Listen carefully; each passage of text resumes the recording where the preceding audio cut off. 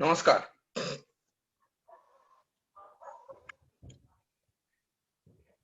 बऱ्याच दिवसातनं भेटतोय. Pratiksha, Nishita, it's a long time since we met. आणि अत्यंत एका चांगल्या कार्यक्रमाच्या दिवशी आपण सगळेजण आज भेटतोय. मला फार यथार्थ अभिमान वाटतो की आज गणेशाचा दिवस आहे. आज अंगारकी चतुर्थी आहे आणि मार्च महिन्यातला दुसरा दिवस. मुलाखतीचं सत्र मधल्या काळात थांबलं होतं. ते आजच्या एका महनीय व्यक्तीच्या मुलाखतीनं आज आपण पुन्हा सुरू करीत आहोत. अधूनमधून का होईना परंतु हे सत्र चालू ठेवावं असं माझं प्रामाणिक मत आहे. पाहूया त्याला कितपत पुढे यश मिळतं नाही मिळत. खरं तर कालपासून विधानमंडळाचं अधिवेशन सुरू झालंय. माझंही शेड्यूल बऱ्यापैकी बिझी आहे, परंतु आजचा दिवस माझ्यासाठी अत्यंत महत्वाचा होता. त्याचं कारण असं आहे की जागतिक साळी फाउंडेशनला जे काही हिरे भेटलेले आहेत त्या हिऱ्यापैकी एका हिऱ्याचा आज वाढदिवस आणि अजून एका दुसऱ्या हिराचा वाढदिवस आहे. मी आज त्यांनाही निमंत्रित केलं होतं की संध्याकाळी 7 वाजता मी पहिल्यांदा त्यांची मुलाखत घेईल आणि रात्री 8 वाजता यांची मुलाखत घेईल. परंतु त्यांच्याकडे आज संध्याकाळी कार्यक्रम असल्यामुळे त्यांची मुलाखत 7 वाजायची मी आज रद्द केली आणि फक्त यांचीच मुलाखत आज आपण ठेवलेली आहे. खरं तर जागतिक साळी फाउंडेशनची स्थापना दिनांक 29 ऑक्टोबर 2017ला जेव्हा झाली त्यावेळेला ह्या व्यक्तींचा परिचय माझ्याशी बिलकुल नव्हता. आणि खरं तर थोडे स्पष्ट वक्ते म्हणा किंवा मला अजूनही स्पष्ट शब्दात वर्णन नाही करता येणार, परंतु ज्या पद्धतीने त्यांनी मला विचारलं होतं की why are you establishing this foundation वगैरे वगैरे वगैरे. तेव्हा मनामध्ये कुठेतरी असं वाटलं होतं की बाबा काय कसा काय प्रश्न विचारतायत वगैरे वगैरे वगैरे. परंतु त्या व्यक्तीच्या इतका माझं कुटुंब, माझं WSFचं परिवार, आपलं WSFचं परिवार इतकं जवळ जाईल आणि ते WSFच्या परिवारामध्ये एका मार्गदर्शकाची भूमिका निभावतील, एका पित्याची भूमिका निभावतील, असं मला माझ्या स्वप्नातही कधी वाटलं नव्हतं.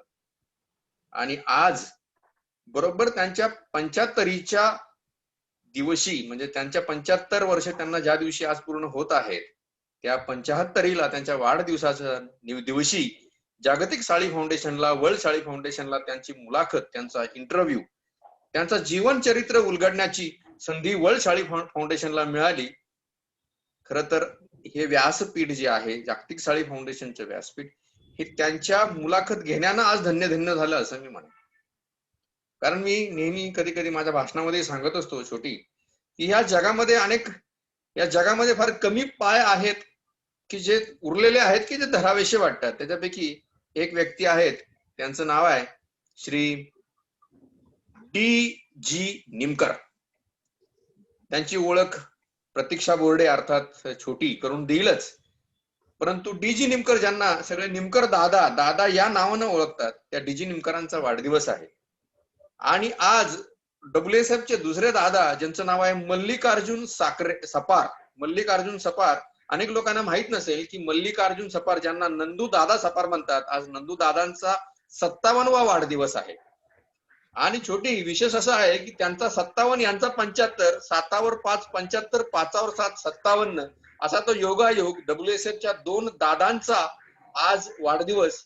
आणि ह्या दोघांनाही, म्हणजे DG निमकर जे आज आपल्या मुलाखत देण्यासाठी ठाण्यावरनं आहेत, आणि आज जे आपल्यात नाहीत, ज्यांची उपस्थिती खरं तर आज हवी होती, ते मल्लिकार्जुन सपार अर्थात नंदू दादा सपार, या दोनही दादांना वर्ल्ड साळी फाउंडेशनच्या प्रमुख विश्वस्त सौ निशा विजय वक्ते, जागतिक साळी फाउंडेशनचे सर्व विश्वस्त मंडळ, संपूर्ण विश्वामध्ये पसरलेला जागतिक साळी फाउंडेशनचा परिवार आणि समस्त साळी समाजाच्या वतीनं आपल्याला वाढदिवसाच्या हार्दिक हार्दिक हार्दिक शुभेच्छा. धन्यवाद. दादा, मला असं वाटतं की मुलाखतीचं सत्र सुरू करण्यापूर्वी, म्हणजे मला मुलाखत सुरू करण्यापूर्वी, आपला परिचय करून देण्यापूर्वी, आपल्या घरामधल्या मंडळींनी जर आपली ओवाळणी केली तर सगळ्या जगाला ते दिसू शकेल असं मला वाटतं. आहे का आपला परिवार दादा? आई, लक्ष्मीकांत भाऊ, वहिनी, छोटी कन्या, नात? पकडा.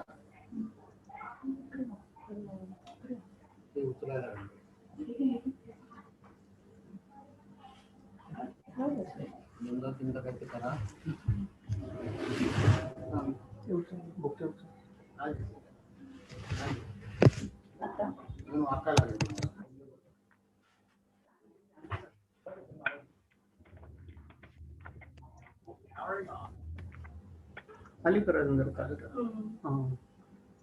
सर. 75 दिवे लावलेले आहेत, 75 वर्षात पूर्ण.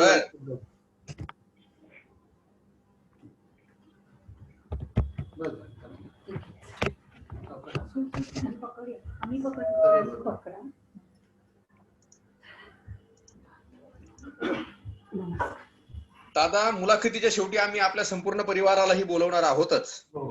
काय दादा, आपलं हार्दिक हार्दिक स्वागत. आजची आपली 47वी मुलाखत जागतिक साळी फाउंडेशनच्या व्यासपीठावरती. आजच्या या 47व्या मुलाखतीमध्ये आपल्या 75व्या वाढदिवसानिमित्त मी विजय वक्ते, वर्ल्ड साळी फाउंडेशनच्या संपूर्ण परिवारातर्फे आजच्या या मुलाखतीमध्ये आपलं हार्दिक हार्दिक स्वागत करतो. दादा, माझ्यासोबत आज मुलाखत घेण्यासाठी आमचे दोन मोहरे आहेत. एका मोहऱ्याला तुम्ही चांगलं ओळखता, ज्यांचं नाव आहे सौ प्रतीक्षा बोर्डे, जिला मी प्रेमाने आवडीने छोटी म्हणतो. आणि उत्तम प्रभुत्व आहे मराठी भाषेवरती, हे सांगायला नको. मला असं वाटतं की एखादा माणूस जर दुःखामध्ये असेल ना, तर त्याने प्रतीक्षा बोर्डेचे शब्द फक्त कानावरती घ्यावे, त्याचं अर्ध दुःख कदाचित निघून जाईल असं मला वाटतं. तेव्हा प्रतीक्षा बोर्डेच्या वाणीमध्ये अत्यंत मधुरता आहे, गोडी आहे, एखाद्याला समजून सांगण्याची छान पद्धत आहे, आणि मराठी भाषेवरती उत्तम प्रभुत्व आहे. शाळेमध्ये शिक्षिका असलेली प्रतीक्षा बोर्डे आपली आज मुलाखत घेण्यासाठी माझ्या सोबत आहे. आमच्या सोबत दुसरी चिमुकली आहे, 18 वर्षाची निशिता पेंढारकर. निशिता पेंढारकर ही बीएससीच्या पहिल्या वर्षाला शिकते नाशिकच्या केटीचेम कॉलेजमध्ये आणि मूळची ती खानदेशातल्या एरंडोल शहरातील आहे. अत्यंत मधाळ बोलते, व्यक्तिमत्वात अत्यंत प्रभावी उत्साही आहे आणि उत्तम वक्ता आहे, उत्तम निवेदक आहे आणि भविष्यामध्ये तिला IAS अधिकारी होण्याचं स्वप्न आहे. दादा, आजच्या दिवशी तिला खूप खूप आशीर्वाद द्या की पुढच्या 5-7 वर्षामध्ये ती आपल्याला एका चांगल्या अधिकाऱ्याच्या रूपामध्ये आपल्याला पाहायला मिळेल. दादा, पुनश्च वनशाळी फाउंडेशनच्या संपूर्ण परिवाराच्या वतीनं मी आजच्या या मुलाखतीमध्ये आपलं हार्दिक हार्दिक स्वागत करतो. नमस्कार. नमस्कार. मी डॉक्टर प्रतीक्षा बोर्डे. निमकर काका, आज तुमचा अमृत महोत्सवी वाढदिवस. त्यानिमित्त तुम्हाला खूप खूप शुभेच्छा.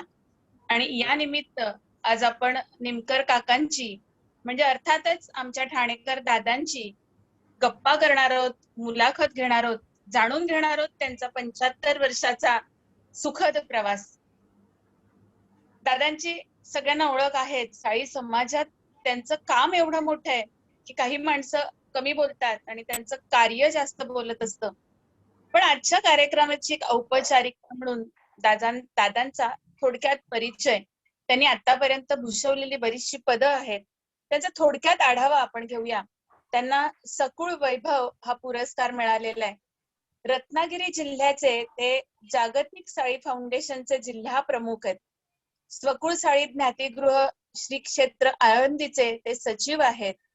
स्वकुळ साळी समाज ठाण्याचे ते सल्लागार आहेत. अखिल भारतीय स्वकुळ साळी समाज याचे ते सदस्य आहेत. अखिल महाराष्ट्र स्वकुळ साळी समाज संस्थेचे ते स्वीकृत सदस्य आहेत. श्री दत्त मंदिर देवस्थान कुडली तरीबंदर त्यांचं जे गाव आहे त्या गावाचे ते माजी अध्यक्ष आहेत. स्वकुळ समाचारचे ते माजी संपादक आहेत. अशा महनीय दादांचं व्यक्तिमत्व जाणून घेण्याची संधी आज आम्हाला त्यांच्या वाढदिवशी मिळते. हे आमचं महत्भाग्य. खूप छान पवित्र वातावरण निर्मिती झालेली आहे. आपल्या हिंदू पारंपरिक पद्धतीने 75 दिव्यांच्या साहाय्याने त्यांचं छानसं औक्षण झालेलं आहे, ओवाळणी झालेली आहे. आणि आता आपण आपल्या मुलाखतीला, आपल्या गप्पांना सुरुवात करूया. दादा, करूया ना सुरुवात? करूया ना. पहिल्यांदा ना जीवेश्वरांचा जो श्लोक आहे ना तो म्हणतो आणि आपण सुरुवात करूया. हो, चालेल. गौरी सुताय गजानन सहोदराय सुरप्रियाय च कालभैरव स्वरूपाय वस्त्र सर्जकाय शिवजीवामृताय भगवान श्री जीवेश्वराय नमो नमः. नमो नमः. जीवेश्वराय नमो नमः. नमः. काका, तुम्ही खरं तुमचं गाव रत्नागिरी जिल्ह्यातलं अत्यंत ग्रामीण गाव आहे, खेडेगाव. मी गप्पांमधून बऱ्याचदा ऐकलंय. तुमच्या गावापर्यंत बस किंवा रिक्षा, टेम्पो असं काही जात नाही. नदीतनं प्रवास करावा लागतो, होडीने जावं लागतं असं मी ऐकलंय. त्या गावापासून तर ठाण्यापर्यंतचा तुमचा प्रवास, तुमचं बालपण, तुमचं शिक्षण, प्राथमिक शिक्षण याबद्दल आम्हाला जाणून घ्यायला आवडेल. माझा जन्म 75 वर्षापूर्वी म्हणजे 2 मार्च 1946 साली कुडली या गावी, कुडली गावाचं नाव, जसं आपल्याला कुंडली माहिती आहे, कुंडलीतला अनुस्वार वरचा उडवून टाकायचा, जे उरतं ते कुडली. कुडली हे गाव शास्त्री नदीच्या काठी आहे. शास्त्री नदीला जयगडची खाडी म्हणतात. ती उगम पावते सह्याद्रीमध्ये आणि वाहत येते आणि जेव्हा ती संगमेश्वर जवळ येते, कुंडूस म्हणून गाव आहे, तिथे तिचं खाडीमध्ये रूपांतर होतं. तर त्या खाडी शेजारी माझं घर आहे. माझं म्हणजे वडिलोपार्जित घर होतं. तिथे माझा आजोबांचं जे घर होतं म्हणजे 1924 साली बांधलेलं, त्या घरामध्ये माझा 1946 साली जन्म झाला. माझं प्राथमिक शिक्षण आमच्या कुडलीच्या पूर्ण प्राथमिक शाळा कुडली नंबर 1 मध्ये झालं.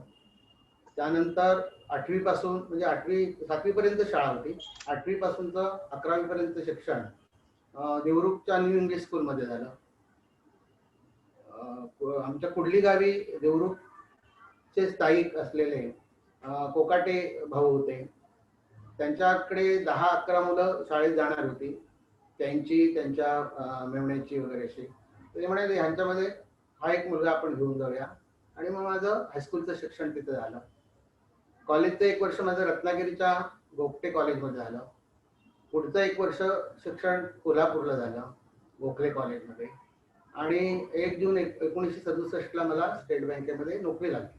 कारण तोपर्यंत आपला जो विणकरीचा धंदा होता, ज्याच्यावर आमचं पोट पाणी होतं, त्याला उतरती काळ लागली होती 1960 सालापासून. आणि नोकरीची गरज निर्माण झाली होती. आणि तेवढ्यात मला स्टेट बँकेमध्ये नोकरी लागली.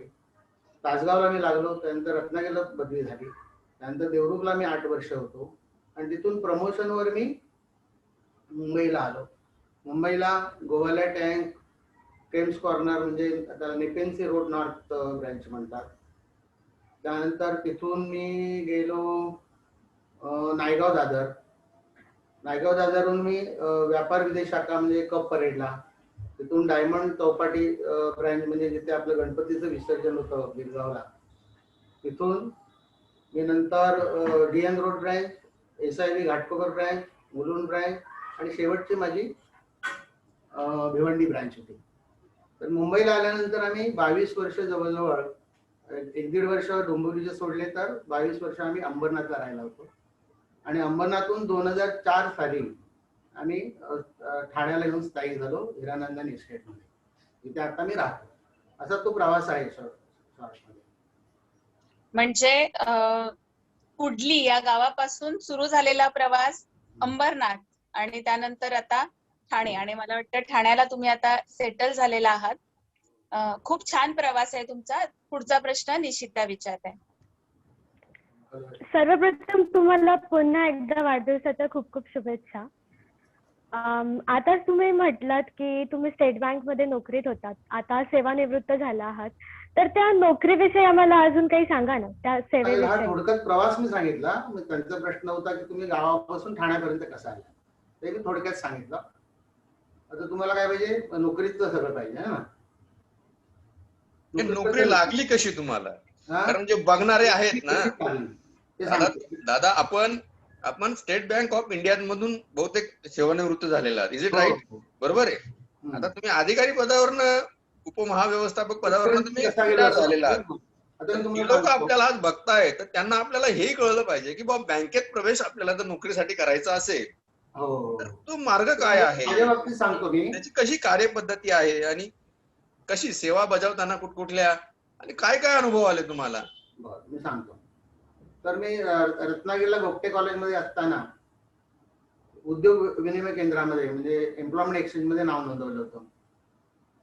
त्याचा कॉल मला कोल्हापूरला गेल्यानंतर स्टेट बँकेचा कॉल आला, म्हणजे स्टेट बँकेच्या परीक्षेचा. तिथे ती रिटन टेस्ट झाली, मी पास झालो त्याच्यामध्ये आणि माझ्या नोकरीची सुरुवात तासगावहून झाली. तर ते त्यावेळेला कशी परिस्थिती होती की एम्प्लॉयमेंट एक्सचेंज मध्ये नाव नोंदवणे जवळजवळ कंपल्सरी होतं. ते त्यांच्या थ्रू आपल्याला नोकरी मिळायची, म्हणजे आतासारखी तशी परिस्थिती नव्हती. त्यावेळेला मग ऍट ए टाइम मला 3 नोकऱ्या आल्या. एम्प्लॉयमेंट एक्सचेंज तर्फे मला ट्रेसरची नोकरी आली ती BDO ऑफिसमध्ये.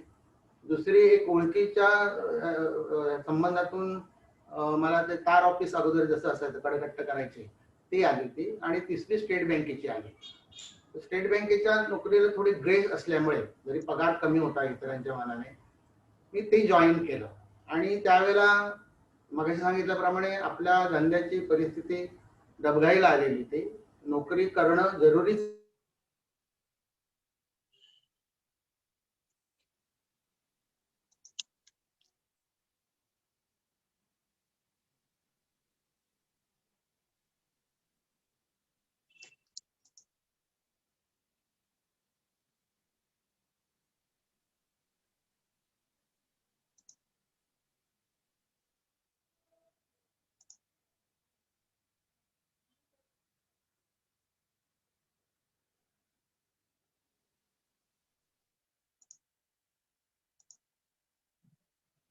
काम केलं.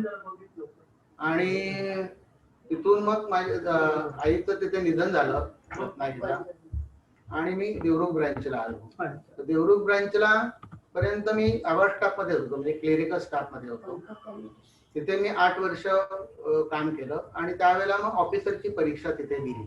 ते सिनियरिटी प्रमाणे कॉल करायचे. तो अभ्यास करून वगैरे मी त्या परीक्षेला बसलो. रिटन टेस्टला पास झाल्यानंतर ते मुंबईला इंटरव्ह्यूला बोलवायचे आणि मग त्या इंटरव्ह्यूत पास झाल्यानंतर मग मला ऑफिसरची जागा मिळाली. ऑफिसरची जागा मिळाल्यानंतर ती ब्रँच बदलते शक्यतो. मला मुंबईला त्यांनी ट्रान्सफर केलं. त्यावेळेला परिस्थिती अशी होती की मुंबईला 4च जागा ऑफिसरच्या शिल्लक होत्या. जर मी वेळेत गेलो नसतो तर मला नागपूरला पाठवलं असतं. त्यामुळे मी कॉल आल्या टेलिग्रामने त्यावेळेला त्यांनी ऑर्डर पाठवली. मला संध्याकाळी 6ला ऑर्डर मिळाली. 8ला मी रिलीव्ह होऊन गाडीमध्ये बसलो पण होतो. मग फॅमिली मी तिथेच ठेवून मी मुंबईला आलो. गव्हाला टँकला मी जॉईन झालो आणि आवडटाप मधून ऑफिसरच्या जागा मिळाल्यानंतर पुष्कळ फरक पडतो आता. कारण मुंबईचं वातावरण आणि तसं देवरूख किंवा खेडेगावातलं वातावरण याच्यामध्ये भरपूर फरक असतो. भाषेचा प्रश्न असतो. कारण आमच्या तिकडे मराठीत सगळे व्यवहार चालायचे, इकडे हिंदी इंग्लिश.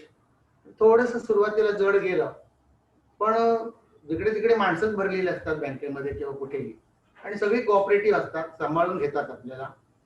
आणि हळूहळू माझा जम बसत गेला. 2-2 वर्षांनी ऑफिसर असल्यामुळे बदला होत गेल्या आणि शेवटची ब्रँच तुम्हाला मागे सांगितल्याप्रमाणे भिवंडी गावाजवळची दिली त्यांनी, जिथे मी राहत होतो ठाण्याला. आणि तिथून मग मी निवृत्त झालो. तसं म्हणाल तर मला विशेष असं कठीण गेलं नाही की नोकरीमध्ये ऍडजस्ट करणं वगैरे. कारण मग आजूबाजूला आपले सहकारी असतात, ते आपल्याला सांभाळून घेतात, आपण पण त्यांना मदत करतो आणि सगळं जे काम चालतं ते सहकार्यानेच चालतं. जसं तुमच्या आता प्रत्यक्ष समजा शाळेमध्ये शिकवते तिथे असंच कॉपरेशननी चालतं. तुमच्या काय अडीअडचणी असतात ते आपले लोक बघतात. माणुसकीच्या त्या गुणावरच आपण पुढे जात असतो आणि आपलं जर कॉपरेटिव्ह नेचर असेल तर दुसराही आपल्याला मदत करायला तत्पर असतो. स्टेट बँकेत नोकरी करणं तसं विशेष कठीण आहे. आता तर एकदमच इझी झालं की तुम्हाला फक्त बोटांचा वापर करावा लागतो. तसं विचार करण्यासारखं काय नसतं. आमच्या वेळेला मात्र सगळं मॅन्युअल होतं. मॅन्युअल म्हणजे ती 250 पानाची लेजर्स असायची, म्हणजे आम्हाला उचलायची पण नाही. त्याच्यासाठी ते लेजर उचलण्यासाठी मेसेंजर असायचे. तो मग लेजर आमच्या पुढ्यात आणून देणार, आम्ही पान उलटणार, झाल्यानंतर तो जागा ठेवणार. इतकं ते हेवी असायचं. तर त्यातला एक अनुभव सांगायचा म्हणजे मी नायगाव ब्रँचला असताना काय असेल ते असो की त्या ब्रांचला घोळ होता असं मी म्हणत नाही, ते सगळी लेजरची इम्बॅलन्स होती आणि पुष्कळ वर्ष तिथं बॅलन्सिंग असं चालायचं की मागच्या वेळेला किती 10 रुपये 55 पैसे फरक आहे, तर तोच कंटिन्यू ठेवून पुढे बॅलन्स व्हायचं. पण तेवढ्यात नाही कॉम्प्युटरायझेशन आलं तर ते इम्बॅलन्स असं ते कॉम्प्युटरवर टाकून काय उपयोग नाही. मग आम्हाला ऑर्डर आली की हे तुम्ही 3 महिन्यामध्ये आम्हाला पूर्ण करून द्या. मग मी ब्रँच मॅनेजर आणि एक सब अकाउंटंट होते, अशा तिन्ही ऑफिसरनी जवळजवळ 3 महिने 9 वाजेपर्यंत बसून प्रत्येक दिवशी हे लेजर्स आम्ही बॅलन्स करून दिली आणि नंतर ते याच्यामध्ये कॉम्प्युटराइज झालं. ती काय मीन टाइम ते RM जे रिजनल मॅनेजर आम्हाला कुठेही भेटले तरी विचारायचं नेमकं बॅलन्सिंगचं काय झालं. तर मी त्यांना सांगितलं की साहेब असं थोडंच आहे की बोर्ड लावलं की ते होणार आहे, जेव्हा व्हायचं ते होईल, पण आम्ही तुमच्या मुदतीमध्ये सगळं पूर्ण करून देऊ. ते करून दिलं आणि आयरनी अशी की महिन्याने आमच्या तिघांची बदलीची ऑर्डर आली. म्हणजे आम्हाला एक प्रकारचा सत्कारच झाला तो. आणि मग मला ती व्यापार विदेश ब्रँच मिळाली, ओव्हरसीज ब्रँच त्याला म्हणतात. अशा तऱ्हेने अनेक प्रसंग येऊन गेले, नाही असं नाही, तर प्रत्येक वेळेला एकमेकांच्या मदतीनं समजा ते सगळं होत गेलं. दादा नोकरी कधी लागली, कुठल्या वर्षी? नोकरी मला 1 जून 1967 ला. रिटायरमेंट कधी? रिटायरमेंट 31 मार्च 2006. म्हणजे एकंदर 38 वर्ष 10 महिने सर्व्हिस झाली. म्हणजे 21व्या वर्षी मी लागलो. विवाह कधी संपन्न झाला? विवाह झाला 27 एप्रिल 1971. विवाहाची तुम्हाला वर्षी नोकरी लागली, त्याच्यानंतर चौथ्या 4 वर्षाने तुम्ही विवाह केला. 4 वर्षानंतर विवाह केला. कसं अरेंज मॅरेज? त्यावेळेस तर लव तर नसेलच ना? असले त्यावेळेला विचार डोक्यात येतच नव्हते. ते थोडं म्हणून मी तेच म्हटलं, मी सांगतो की कसं झालं माहिती आहे ना की माझी आई कॅन्सरने आजारी पडली, तुम्हाला मी सांगितलं. आणि आता आईला असं वाटत होतं की आपण असेपर्यंत मुलाचं लग्न व्हावं, म्हणजे सुनमुख बघावं. पण मग ते कॅन्सरची मुदत त्यावेळेला 6 महिन्याचीच असायची, कारण ते आतासारखे तेव्हा उपचार नव्हते. त्यावेळेला फक्त टाटालाच आणून ऍडमिट करणं आणि तिथे जे काय होईल ते. पण त्याला टाटाला आणण्यासारखी पण परिस्थिती नव्हती. त्यामुळे मग ती 22 जून 1970 ती याला सोडून गेली. पण जाताना 8 दिवस अगोदर त्यांनी मला सांगून ठेवलं होतं की बाबा रे अशी एक मुलगी आहे जयगडला, की आपण त्यांच्याकडे गेलोय पण कुठे अगोदर. कुठे? जयगड म्हणजे मी जिथे जयगड. कुठली आमचं जे गाव आहे ना तिथून तो जलप्रवास जसे प्रतीक्षा म्हणाली जलप्रवासच तेव्हा होता. लॉन्चीने गेलं तर 1 तास लागायचा. म्हणजे साधारण ते नॉटिकल मैलावर ते स्पीड असतं. जवळजवळ 30-35 किलोमीटरचं अंतर आहे पाण्यातून जलमार्ग. तर तिथे आम्ही काय असं आगबुटीने जेव्हा मुंबईला यायचो की नाही तेव्हा त्या ह्या लोकांकडे जायचो. काटकर त्यांचं आडनाव. तर ते म्हणाले की अशी मी आपण मुलगी बघितली आहे त्यावेळेला, तू पण ती बघितलं, खेळला असतो बरोबर, तर ती बघ तू असं. पण तो काही योग आला नाही कारण 8 दिवसामध्ये आई वारली. तर तेवढंच मी मनामध्ये ठेवलं होतं. आणि मग मी ओळखीच्या गृहस्थांना सांगितलं, मी कोकाटे मगाशी जे नाव घेतलं त्यांच्याकडे माझं शिक्षण झालं गावचे, त्याने मी सांगितलं की आई असं असं जाताना बोलून गेले. मग त्याने ती चौकशी वगैरे केली आणि मग पत्रव्यवहार झाला. मी आमच्या मिसेसच्या भावाशी पत्रव्यवहार होऊन मग ते मुहूर्त म्हणजे बघण्याचा कार्यक्रम, लगेच मुहूर्त. तर ते लग्नाचं जेव्हा बघण्याचा कार्यक्रम झाला तेव्हाच आम्ही त्यांना सांगितलेलं होतं की जे काय असेल ते आपण याच मीटिंग मध्ये आवरून घेऊया, कारण माझ्याकडे तसं कोण येणं जाणारं माणसं नाहीत, मी आणि वडीलच फक्त आहोत, तसे नातेवाईक नाहीत आणि पुन्हा येणं जाणं त्यावेळेला ते परवडण्यासारखं नव्हतं. तर एकाच मीटिंग मध्ये बघूया, तुमचं जे काय असेल ते उत्तर तुम्ही तयार ठेवा, आम्ही आमचं उत्तर तयार ठेवतो. त्यांचंही एक हो होतं, आमचाही होकार होता आणि मग ते लग्न जवळजवळ महिन्यामध्ये ठरलं आणि 27 एप्रिल 1971 रोजी लग्न झालं आणि मी चतुर्भुज झालो. काका, मगाशी तुम्ही असं म्हटलात की स्टेट बँकेची नोकरी ही एक टीम वर्क आहे आणि मग नंतर आता तुमचं पुरस्कारांची यादी किंवा तुमचं कार्य बघितलं तर आळंदीचं कार्य असेल किंवा तुमच्या गावाला दत्त मंदिराचं कार्य असेल किंवा साळी समाजाच्या अगदी ठाणे शहराचे सल्लागार पासून महाराष्ट्र अखिल भारतीय पातळीपर्यंत तुम्ही समाजसेवा करत आहात. पण मग या समाजसेवेला एकीकडे स्टेट बँकेची नोकरी करता करता या समाजसेवेची आवड तुम्हाला कधी लागली आणि मग तो कसा टप्पा पार परत केलात तुम्ही नोकरी करता करता? बघा, सुरुवातीला मी 13 वर्ष गावी होतो, लहान वय होतं, त्यामुळे काही समाज कार्य वगैरे असला काय प्रकार नव्हता. त्यानंतर मी शिक्षणासाठी देवरुखला गेलो, तिथे आपला समाजच नव्हता, त्यामुळे समाजाशी काही संबंध नव्हता.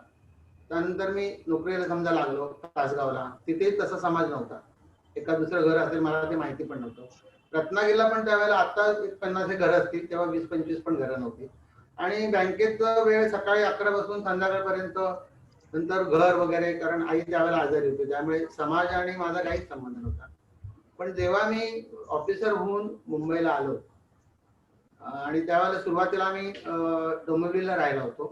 डोंबिवलीला पण तसं 1.5-2 वर्षामध्ये काही तसं संबंध आलेला नव्हता, कारण अंबरनाथ डोंबिवलीहून बँकेत जायचं, परत यायचं, दिवस सगळा निघून जायचा. पण अंबरनाथला आल्यानंतर मात्र जिथे मी राहायला होतो सुरुवातीला, म्हणजे आम्ही फ्लॅटमध्ये राहायला नव्हतो, खोली घेऊन असं भाड्याने राहायला होतो, तर ते शेजारीच तिथे त्यावेळेचे अध्यक्ष राहत होते. आणि मग त्यावेळेला 1982 सालची गोष्ट आहे, समाजकार्याला तिथल्या सुरुवात झाली होती, समाज संघटन करण्यासाठी. आणि मग ते जवळपास असल्यामुळे आणि हा एक नवीन डेव्हलपमेंट होते, मग थोडंसं मी वेळ काढून समजा मी रविवार वगैरे, तेव्हा शनिवारची सुट्टी नसायची किंवा इतर सुट्टीच्या दिवशी मग ते संघटन करण्यासाठी आम्ही प्रत्येकाच्या घरी जाऊन जमायचं वगैरे आणि मग संघटना बांधायला वगैरे सुरुवात केली. आणि सकुळसाई समाज अंबरनाथ ही संस्था स्थापन झाली तिथे. आणि त्यावेळेला फक्त उत्सव साजरा करणे एवढंच कार्य असायचं. तिथे जवळजवळ अंबरनाथ 80 घरं होती. हळूहळू तो प्रसार आणि प्रचार होत गेला आणि ती संघटना उभी राहिली. त्यानंतर समजा आपले उदय नाशिककर वगैरे असतील, ते तिथे आले त्यांचं लग्न झाल्यानंतर. त्यावेळेला म्हणजे मी जेव्हा तिथे गेलो तेव्हा काळमेघ होते तिथे, म्हणजे ते यांचे कासटकरांचे मामा लागतात, मुरलीधर धुळे होते, नंतर रमाकांत देंडे होते, बापू कांबळे होते, असे 10 लोकांची आमची टीम होती. आणि मग हळूहळू समाजात मी रुळत गेलो, जवळ येत गेली. आणि नशीब असं की त्यावेळेला ठाणे जिल्हा सकलशाही समाजाचं 6वं त्रैवार्षिक अधिवेशन अंबरनाथला झालं. ते झालं 27 एप्रिल 1997. तर त्यावेळेला आम्ही समजा यजमान असल्यामुळे, कारण त्या अंबरनाथला महात्मा गांधी विद्यालयाच्या प्रांगणामध्ये झालं, माझा त्याच्यामध्ये थोडा बहुत पार्ट होता ते यशस्वी करण्यामध्ये. आणि त्यावेळेला ते मोठ्या प्रमाणात झालं, जवळजवळ 1200 लोकांनी उपस्थिती लावली होती.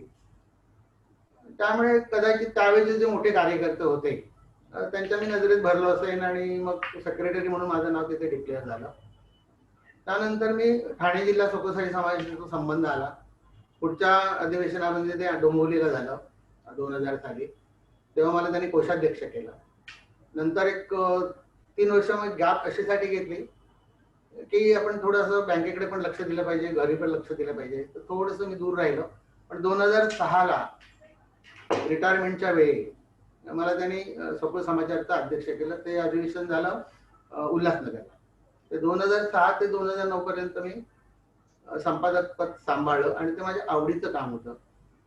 त्यानंतर मग संबंध येतच गेले. नंतर मी समजा 2004ला इथे आलो होतो ठाण्याला. मग ठाण्याच्या सकलशाही समाजाचा संबंध आला. मग काही वर्षांनी मी इथला अध्यक्ष झालो. देवेंद्र क्षीरसागरची गाठ पडली. एक वधूवर मेळावा झाला 2014ला. त्याच्या अगोदर 2006ला मी रिटायर झाल्यानंतर आळंदीच्या आपल्या ज्ञातिगृहामध्ये, तेव्हा नुकतंच बांधकाम त्याचं सुरू झालं होतं. 2007चं त्याचं 2005चं हे उद्घाटन आहे जे जीर्णोद्धार झाला. तर त्यावेळेला कसं झालं होतं की काम संपलं होतं पण पैशाची कमतरता होती, कारण त्या बिल्डरचे पैसे द्यायचे होते. तर आमचे मामा म्हणजे सदानंद दुर्गळे त्या एका मीटिंगमध्ये बोलले की बाबा अशी परिस्थिती आहे, आपलं काही बिल अजून द्यायचं बाकी आहे. आणि मी तेवढ्यात रिटायर झालो होतो. तर मी त्यांना चिठी पाठवलेली की ₹1,00,000 मी देणगी देतोय म्हणून. तर त्यांना तो विश्वास बसेना, कारण मी त्यांचा भाचा होतो. हा भाचा कसला ₹1,00,000 कसं देईल. तर मग त्यांनी ती तशीच चिठी दाबून ठेवली. पण शेवटी मी त्यांना फोन केला, मामा ती जरा चिठी वाचा. मग त्यांनी ती वाचलं की माझा भाचा मी डिग्री नेमका ₹1,00,000 देणगी देणार आहे. आणि मग अशा तऱ्हेने माझं तिथे शिरकाव झाला असं मी म्हणत नाही, पण ठीक आहे की त्या कमिटीमध्ये त्यांनी मला घेतलं. 2006 ते 2011ची कमिटी होती. तेव्हा मला सल्लागार म्हणून घेतलं. पुढच्या कमिटीमध्ये मला उपाध्यक्ष म्हणून केलं.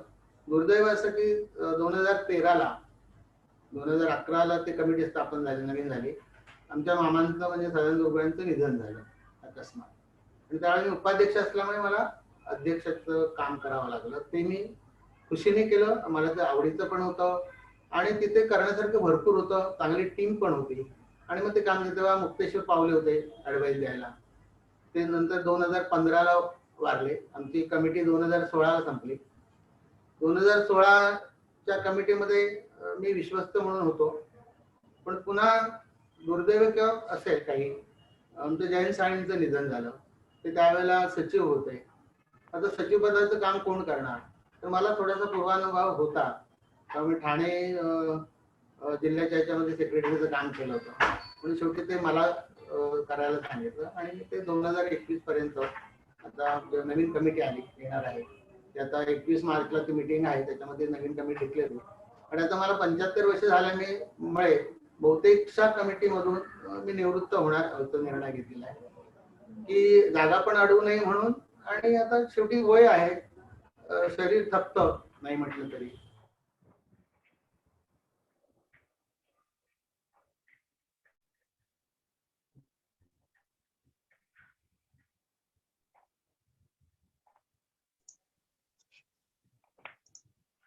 प्रतीक्षा, माझा आवाज येतोय आपल्याला? काकांचा आवाज बंद झाला का? हो, त्यांचं इंटरनेटचं कनेक्शन लांब असेल म्हणून. निशिता, तुला माहिती नसेल पण हे डिजिनिमकर दादा जे आहेत ना, ते साळी समाजाचं खरंच वैभव आहे बरं का. साळी समाजामध्ये असे काही व्यक्ती आहेत की ज्यांचा आदर्श घेण्यासारखा आहे आणि पुढच्या इंटरव्ह्यू मध्ये येईलच तसं बरं का. त्यांना दादा का म्हणतात प्रतीक्षा, तुला मग कल्पना आहे का त्या गोष्टीची? कारण माझ्यापेक्षा तू त्यांच्या जास्त जवळ राहिलेली आहेस. दादा हा शब्द कशासाठी पडला त्यांना? पुढचा प्रश्न त्याच दृष्टीने मी त्यांना विचारणार आहे, कारण मी त्यांच्या ठाणे शहराच्या कमिटीमध्ये खूप जवळून काम केलंय अच्छा अच्छा अच्छा अच्छा अच्छा. आणि त्याचा अनुभव मी प्रत्यक्ष घेतला पण आहे बऱ्याचदा. हम्म, तो हम्म, प्रश्न हम्म. पण विचारायचा आहे. एवढे चोखंदळ माणसं फार कमी मिळतात ना हल्ली. हो नाही, म्हणजे पण अशा अगदी माणसांची म्हणजे मी कार्यात पाहिलेलं आहे त्यांना, ते हिशोबात पण फार अगदी चोखंदळ राहतात. हो हो कधी 1 रुपया इकडचा की तिकडे जाणार नाही, तिकडचा 1 रुपया इकडे जाणार नाही, इतकं चोखंदळ राहतात ते. अशी लोक फार कमी असतात असं मला वाटतं. म्हणजे मी जेव्हा सभोवताली माझ्या पाहतो त्यावेळेस मला इतकी चोख आणि काय म्हणा तर्कशुद्ध तत्वशुद्ध लोक फार कमी पाहायला मिळतात असं मला वाटतं, है ना? काही काम विशेष काही गुण झालंय. वगैरे नाही, माणसाने तसंच असायला पाहिजे ना. आपण पुन्हा माणसाने कसं मुलाखतीकडे असतं जाऊया. आपलं काका, इंटरनेटचं कनेक्शन थोडस दूर होतं त्यामुळे थोडस इंटरनेटचं कनेक्शन थोडस हे झालं होतं आपण. हा, मध्ये मी विषय नाही ऐकला Yes, कारण yes, ते yes. डिस्कनेक्ट झालं होतं. हा काका, बोला. तुमचा काहीतरी तुम्ही सांगत होता ते अपूर्ण राहिलं वाटतं. नाही नाही, अपूर्ण झालं नाही, माझं संपलं असं मी सांगितलं, ऐकलं का? Okay okay okay. अजूनपर्यंत मी समाजकार्य केलं, हम्म, 75 वय झालंय. आता ते जागा अडवून ठेवण्याविषयी दुसरं कोणतरी सुयोग्य माणूस ते काम करेल. आणि माणसाने किती दादा वेळ पण काम ही करायचं? भावना पण मनामध्ये निर्माण होणं फार मोठी गोष्ट आहे असं तुम्हाला वाटत नाही का? अजिबात हं? नाही. काय आपलं बघा, शेवटी शरीर आहे ते ही पण बघा. भावना बघा, मला तरी असं वाटतं की जेवढं होईल तेवढं आहे माणसाने ना. करावं. प्रत्यक्ष तुला काय वाटतं? कारण बघितलेली अशी कितीतरी माणसं की खुर्चीला किंवा पदाला चिकटून राहतात. म्हणजे सांगायची वेळ येते की आता बास झालं, बस, बस आपण झालं. बाहेर पडावं. पुढे पण झालं. सगळ्या ही भावना आपल्यामध्ये नाही, निर्माण मला तरी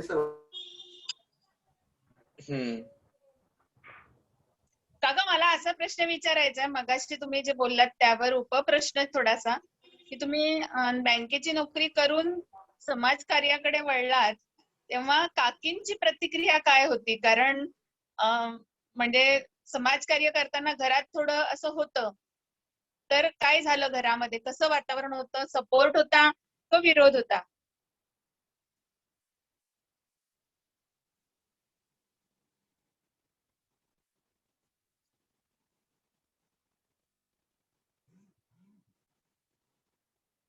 इंटरनेटचा प्रॉब्लेम आहे वाटतं.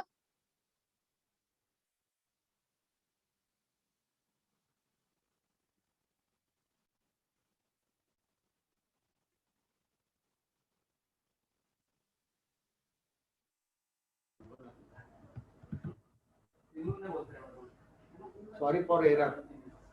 बोला. काकींचा तुम्हाला समाजकार्यामध्ये विरोध होता की सहकार्य होतं, असा प्रश्न मी विचारलाय. हा, कारण मध्ये ते थोडंसं डिस्कनेक्ट झालं होतं ना. बघा, मला तरी वाटतं म्हणजे आम्ही आता पुष्कळ म्हणजे टीम वर्कच आहे, कुठलंही कार्य हे प्रत्येकाच्या घरी जाणं येणं होतं. प्रत्येकाच्या घरून विरोध असतोच की पुरुष माणसाने किती वेळ बाहेर राहायचं, एवढं वेळ देऊ नये समाजासाठी. त्याला ते एक शब्द वापरतात, लष्कराच्या भाकऱ्या कशासाठी वापरतात. पण तो कसा असतो, एक गुण असतो प्रत्येकाचा, एक ओढा असतो की समाजकार्य तर समजा आपण नाही केलं तर होणार नाही वगैरे असं नाही. पण एक तो आपल्या एक प्रत्येकाच्या अंगीभूत असतं, ज्याच्या असतं, तर तो घरची बोलणी खाऊन सुद्धा ते करणार. पण मग मला म्हणाल प्रत्येक व्यक्तिशः तर काही विरोध झालेला नाही. आता विरोध करण्याची तशी हे नसेल ते सोडून द्या तुम्ही, पण मग विरोध वगैरे झालेला नाही. पुष्कळचं स्वातंत्र्य मला मिळालंय, बँक सांभाळून घर सांभाळून पण मला ते करता आलं. त्याच्यासाठी अर्धांगिनीचा त्याच्यात सिंहाचा वाटा आहे, त्याच्याबद्दल काही प्रश्नच नाही. म्हणून तर मला वाटतं आता पुढच्या वर्षी तुमच्या समाजकार्याला, म्हणजे तुम्ही मगाशी 82 साल म्हटलं त्याप्रमाणे 40 वर्ष होतील. म्हणजे 40 वर्ष समाजसेवा करणं सोपी गोष्ट नाहीये. पुढचा प्रश्न निशिता विचार. आताच आपण सांगितलं, आपण आतापर्यंत खूप समाजकार्य केलंय आणि त्यासोबत आपल्याला अनेक पुरस्कार सुद्धा मिळालेत. तर त्या पुरस्कारांविषयी आम्हाला आणि आमच्या श्रोत्यांना पण काय सांगाल? ऍक्च्युली मी भरपूर समाजकार्य केलं वगैरे बोललेलं नाही, जेवढं मी जमलं तेवढं केलं असंच बोललंय. हा, कारण माझ्यापेक्षा भरपूर मोठे समाज कार्यकर्ते पडलेले आहेत, म्हणजे आहेत, पडलेले असं नाही, भरपूर काम करतात ते. तर ते सोमनाथ कासटकर आहेत, राजेंद्र साळी आहेत, नंतर हावरे आहेत, अविनाश साळे आहेत, उदय नाशिककर आहेत, भरपूर नावं घेता येतील. आपले देवेंद्र क्षीरसागर आहे, भरपूर आहेत. मी त्यामानाने मी काहीच काम केलेलं नाही, यांच्या बरोबरीने थोडं बहुत केलं असेल. पुरस्कार म्हणाल तर तसे विशेष मिळालेत वगैरे असं नाही. एक अगोदर जो 2018ला मला वाटतं मिळाला तो अखिल महाराष्ट्र सकुळ साई समाजकडून मिळाला, सकुळ वैभव म्हणून. आणि 2017ला मिळाला. 2018ला जागतिक साळी फाउंडेशनचा लाईफ टाईम अचिव्हमेंट अवॉर्ड मिळाला, म्हणजे पुरस्कार मिळाला. बाकी तसं ट्रॉफीज वगैरे केलात तुम्ही कुठे पाहुणा म्हणून किंवा तर मिळतातच. तो काय पुरस्कार वगैरे असं धरता येणार नाही.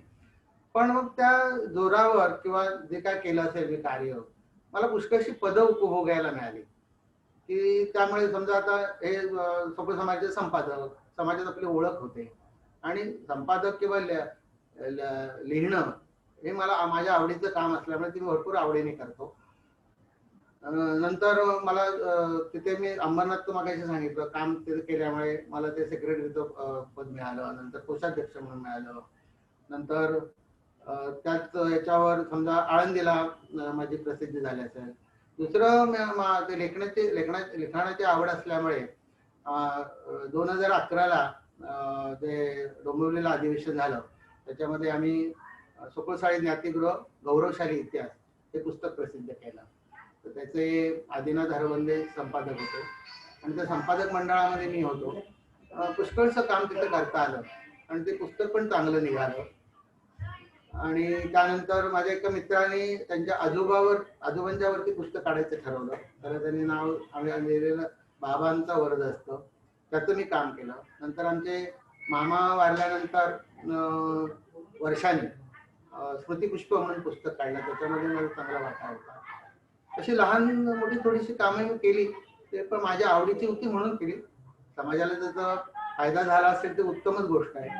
पण त्याच्यामुळे कसं माझाही वेळ चांगला गेला आणि थोडंसं समाजकार्य पण झालं नाही म्हटलं तरी. आणि आता आपण ते माझ्या 75नी जे कार्यक्रम आहे 6 मार्चला, ते परांतर म्हणून पुस्तक आपण प्रसिद्ध करतो. तर त्याच्यामध्ये सांगू का त्याच्याबद्दल? त्यानंतर प्रश्न आहे त्याबद्दलचा. पुढे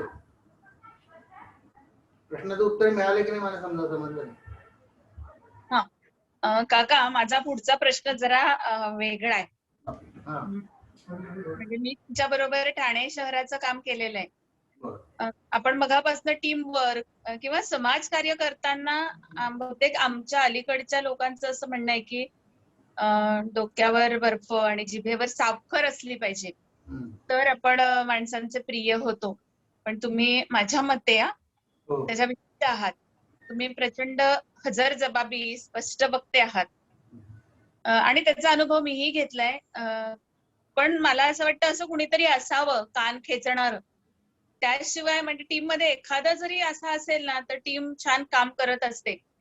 तर मला असा प्रश्न विचारायचा की तुमचा हा जो आता गुण म्हणू की दोष मला समजत नाहीये, हजरजबाबीपणा किंवा स्पष्ट वक्तेपणा, ह्याचा तुम्हाला कधी फायदा आणि तोटा असा काही झालाय का? सांगतो. त्याच्यात वक्ते असा शब्द असतो ना, तो माणूस स्पष्ट वक्ता असतोच, त्याबद्दल काय प्रश्न नाही. आणि स्पष्ट वक्ता माणसाला थोडस फटकळ म्हणून समजलं जातं, कारण ती इन्स्टंट प्रतिक्रिया असते. आपण त्यावेळेला विचार करत नाही की समोरच्याला काय वाटेल वगैरे. आणि माझा तरी स्वभाव असेल, समोरच्याला काय वाटतं याच्यापेक्षा बरोबर काय आहे त्याचं अवलंबन व्हायला पाहिजे. आणि समजा दुसऱ्याच्या समाधानासाठी आपण समजा थोडस वेगळी बाजू घेतली तर ते मला नाही तसं आवडत. की जे काय असेल ते, कारण ते त्यानंतर मग आपलं कार्य भरपूरच सुकर होतं असं वाटतं. हजरजबाबीपणामुळे काय होतं की लोकांचं थोडंसं मनोरंजन पण होतं आणि वातावरण खेळीमेळीचं होतं, तयार होतं आणि कामाला हुरूप येतो. अशा तऱ्हेने त्या दोन्ही गोष्टी आहेत. आणि कसं असतं ते हजरजबाबीपणा कसं त्या प्रत्येकच्या प्रसंगावर अवलंबून असतो, तिथे काय घडतंय त्याच्यावर आपली इन्स्टंट प्रतिक्रिया असते. ती स्पष्ट वक्तेपणा आणि हजरजबाबीपणा जवळजवळ जुळी भावंडच आहेत, तसं म्हणायला काय हरकत नाही. आणि तो जर असेल माझ्याकडे तर मी गुणच म्हणेन, काय दोष मानायची काही गरज नाही. फटकळपणा म्हटलं तरी काय झालं, शेवटी जर त्याच्यातून चांगलं निष्पन्न होत असेल म्हणूनच फटकळपणा म्हणून. स्पष्ट वक्तेपणा म्हणजे कसं आपलं भरपूरचं काम इझी होतं, कारण ते सत्याशी जवळ जातं ते. आणि माझं तर बोधवाक्य आहे की सत्याला पर्याय नाही. तुम्ही कुठेही गेलात तर सत्य हे सत्यच असतं. सत्यासाठी तुम्हाला काही तडजोड करावी लागत नाही. समजलं की नाही, की तुम्हाला काही उलाढाले पण करायला लागत नाही. जे आहे ना खोटं पण कुठे बोलावं लागत नाही. तुम्ही एक बाजू धरून ठेवली की ती शेवटी सत्यच उरणार आहे. त्याला काही दुसरा पर्यायच नाही. मला थोडा प्रश्न म्हणजे आता जे फेसबुक लाईव्ह आहेत अशा लोकांच्याही मनात हा प्रश्न आला असेल की मलाही स्वतः पडतो प्रश्न बऱ्याचदा की एखाद्याला जर आपण स्पष्टपणे काहीतरी उत्तर दिलं किंवा हजरजबाबीपणा दाखवला तर स्त्री असेल म्हणून की काय माहिती नाही, पण 2 दिवस डोक्यात ती चक्र फिरत राहतात किंवा ती भावनिक आंदोलनं होत राहतात की अरे आपण असं दुखावलं का, आपण हे बोलायला नको होतं का.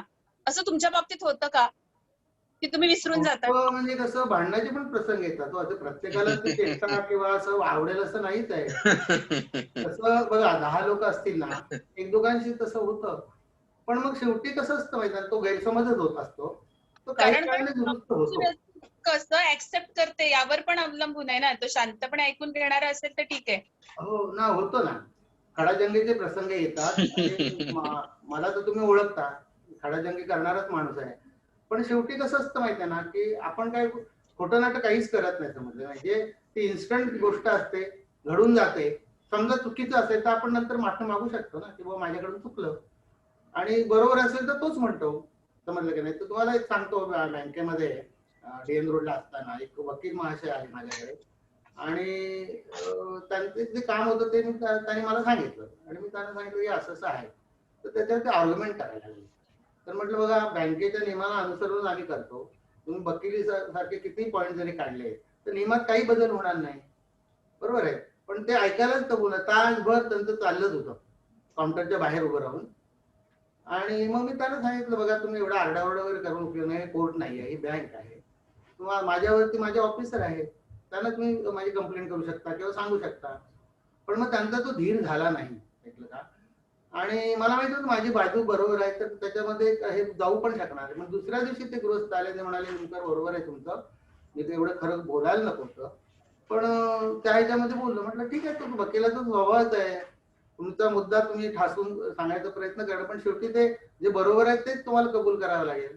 आणि मग आम्ही मित्र झालो. समजा ते तासभर ते भांडले असतील, कदाचित त्यांना राग आला असेल, मला पण आला असेल, हा काय माणूस उगाच त्रास देतोय. पण मग दुसऱ्या दिवशी त्यांना त्यांची चूक कळली. समजलं की नाही. असं दुसरं उलटं पण होऊ शकतं, आपल्याकडून पण चूक होऊ शकते. त्यावेळेला पण आपण माफी मागण्याची आपली तयारी पाहिजे. त्याच्यामध्ये काय उदारपणा सुद्धा नाहीये. जे काय आहे वाटतं चुकलं माझं. आणि अशा पुष्कळशी प्रश्न सुटतील असं मला वाटतंय. आणि समाज कार्यकर्त्यांनी त्याचं भान ठेवायला पाहिजे. मग तो लहान असू दे नाही तर मोठा असू दे. आपल्याकडून चुकतंय, चूक मला झाली. प्रश्नात उपप्रश्न येत आहेत. म्हणजे समाज कार्य करताना पण बरोबर आहे, पण मला वाटतं आता घरात सून आहे, मुलगा आहे, तर त्यांनाही या गोष्टीची मला वाटतं आता सवय झाली असेल बाबांच्या स्वभावाची. हा, आपली एक आपण प्रतिमा तयार करून झालेलीच असते ना, की अमुक माणसाला कसं बोलायचं, किती अंतर ठेवायचं. तर मी तर इन्स्टंट रागवणारा माणूस आहे. म्हणजे ती प्रतिक्रियाच असते समजलं की नाही.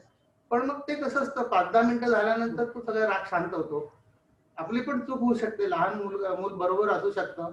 पण आपण त्या जोरावर थोडस हे करतो नाही की असंच व्हायला पाहिजे तसंच. पण नंतर आपल्याला कळतं मग आपण जाऊ दे ना बाबा, सोडून देऊया विषय. नाही कसं असतं माहितीये का, कबूल करण्याची युक्ती वेगळी असते समजलं की नाही. प्रतीक्षा कसं असतं माहितीये का, की जसं आता काही व्यक्ती अशा असतात की त्या फॉल्ट फाइंडर मशीन म्हणतो ना आपण त्याला, फॉल्ट फाइंडर मशीन.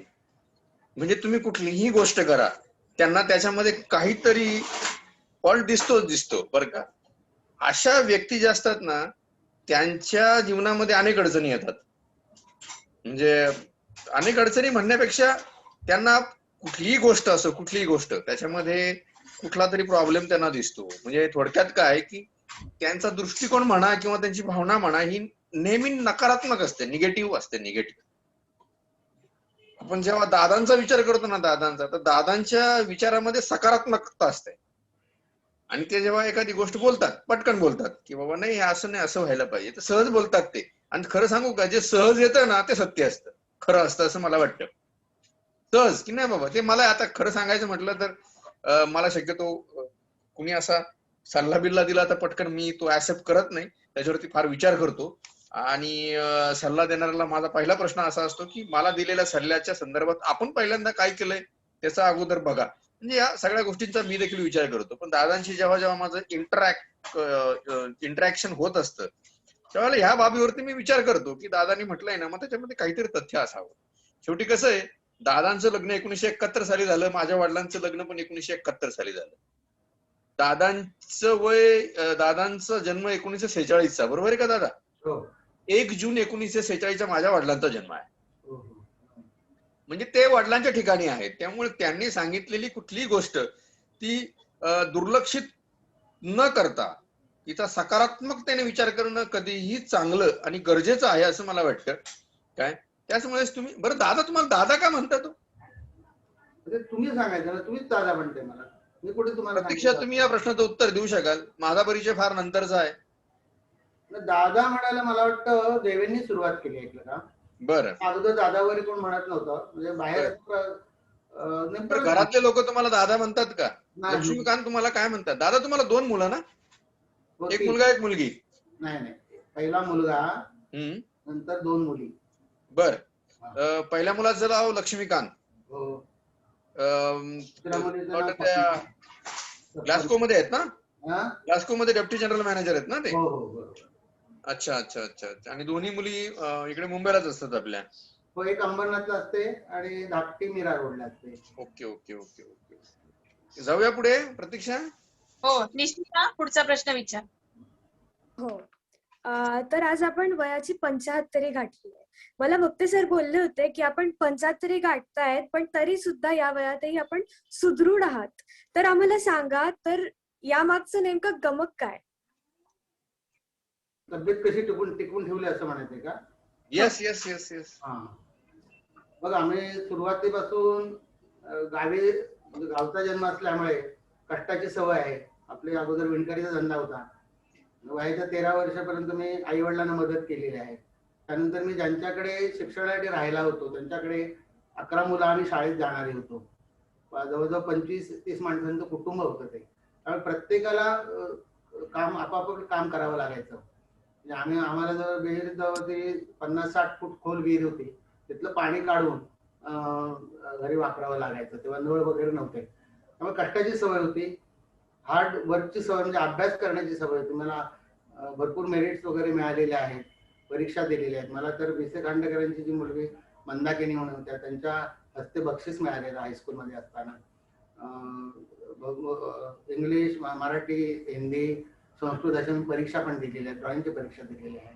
हे सगळं करून क्रमांक टिकून घरचं काम करून तुमचं खाणं पिणं व्यवस्थित असेल तर तुमचं शरीर स्वस्थ चांगलं होणार. अगोदर माझी तब्येत पण चांगली होती. मी रत्नागिरीला गोपटे कॉलेजला गेल्यानंतर तिथे हॉस्टेलला राहायला होतो. आम्ही चांगलं जेवण पण मिळायचं, कुस्ती खेळायचो आम्ही त्यावेळेला तिथे. आणि नंतर मग नोकरीला लागल्यानंतर मग संसारात पडल्यानंतर जे होतं तसं झालं ते. तशी काय आता माझी तब्येत मोठी अशी नाहीये, पण मग अगोदर काबाड कष्ट केलेले असल्यामुळे आणि खाणं पिणं चांगलं असल्यामुळे, जेवण चांगलं असल्यामुळे तब्येत वगैरे आहे. फिरण्याची आवड आहे, पुष्कळ प्रवास केलेला आहे मी, त्याच्यामुळे तब्येत टिकून आहे. म्हणजे तब्येतीचं गमक विचारलं तर व्यायाम म्हणजे फिरणं हेच आहे, चालण्याचं व्यायाम. माझी व्याख्या थोडीशी वेगळी आहे जराशी तुमच्या बाबतीतली. शुद्ध आणि निर्मळ मनाचा माणूस हा नेहमी सदृढ असतो असं मला वाटतं. हा, ते तर आहे की कसं तुमचं शुद्ध मन आणि निर्मळ मनाचा माणूस हा मला वाटतं नेहमी सदृढ असतो असं मला वाटतं. मन पण सुदृढ असायला पाहिजे, त्यामुळे तुमचं शरीर पण सुदृढ राहतं. क्या बात आहे, क्या बात आहे. Yes yes, great. जाऊया पुढे. निमकर काका, तुम्ही फार सकाळी लवकर उठतात, म्हणजे आजच्या पिढीची जी लाईफस्टाईल आहे त्याच्या विरुद्ध आहे. मी जे लवकर उठे असं तुमचं मला वाटतं शेड्यूल आहे.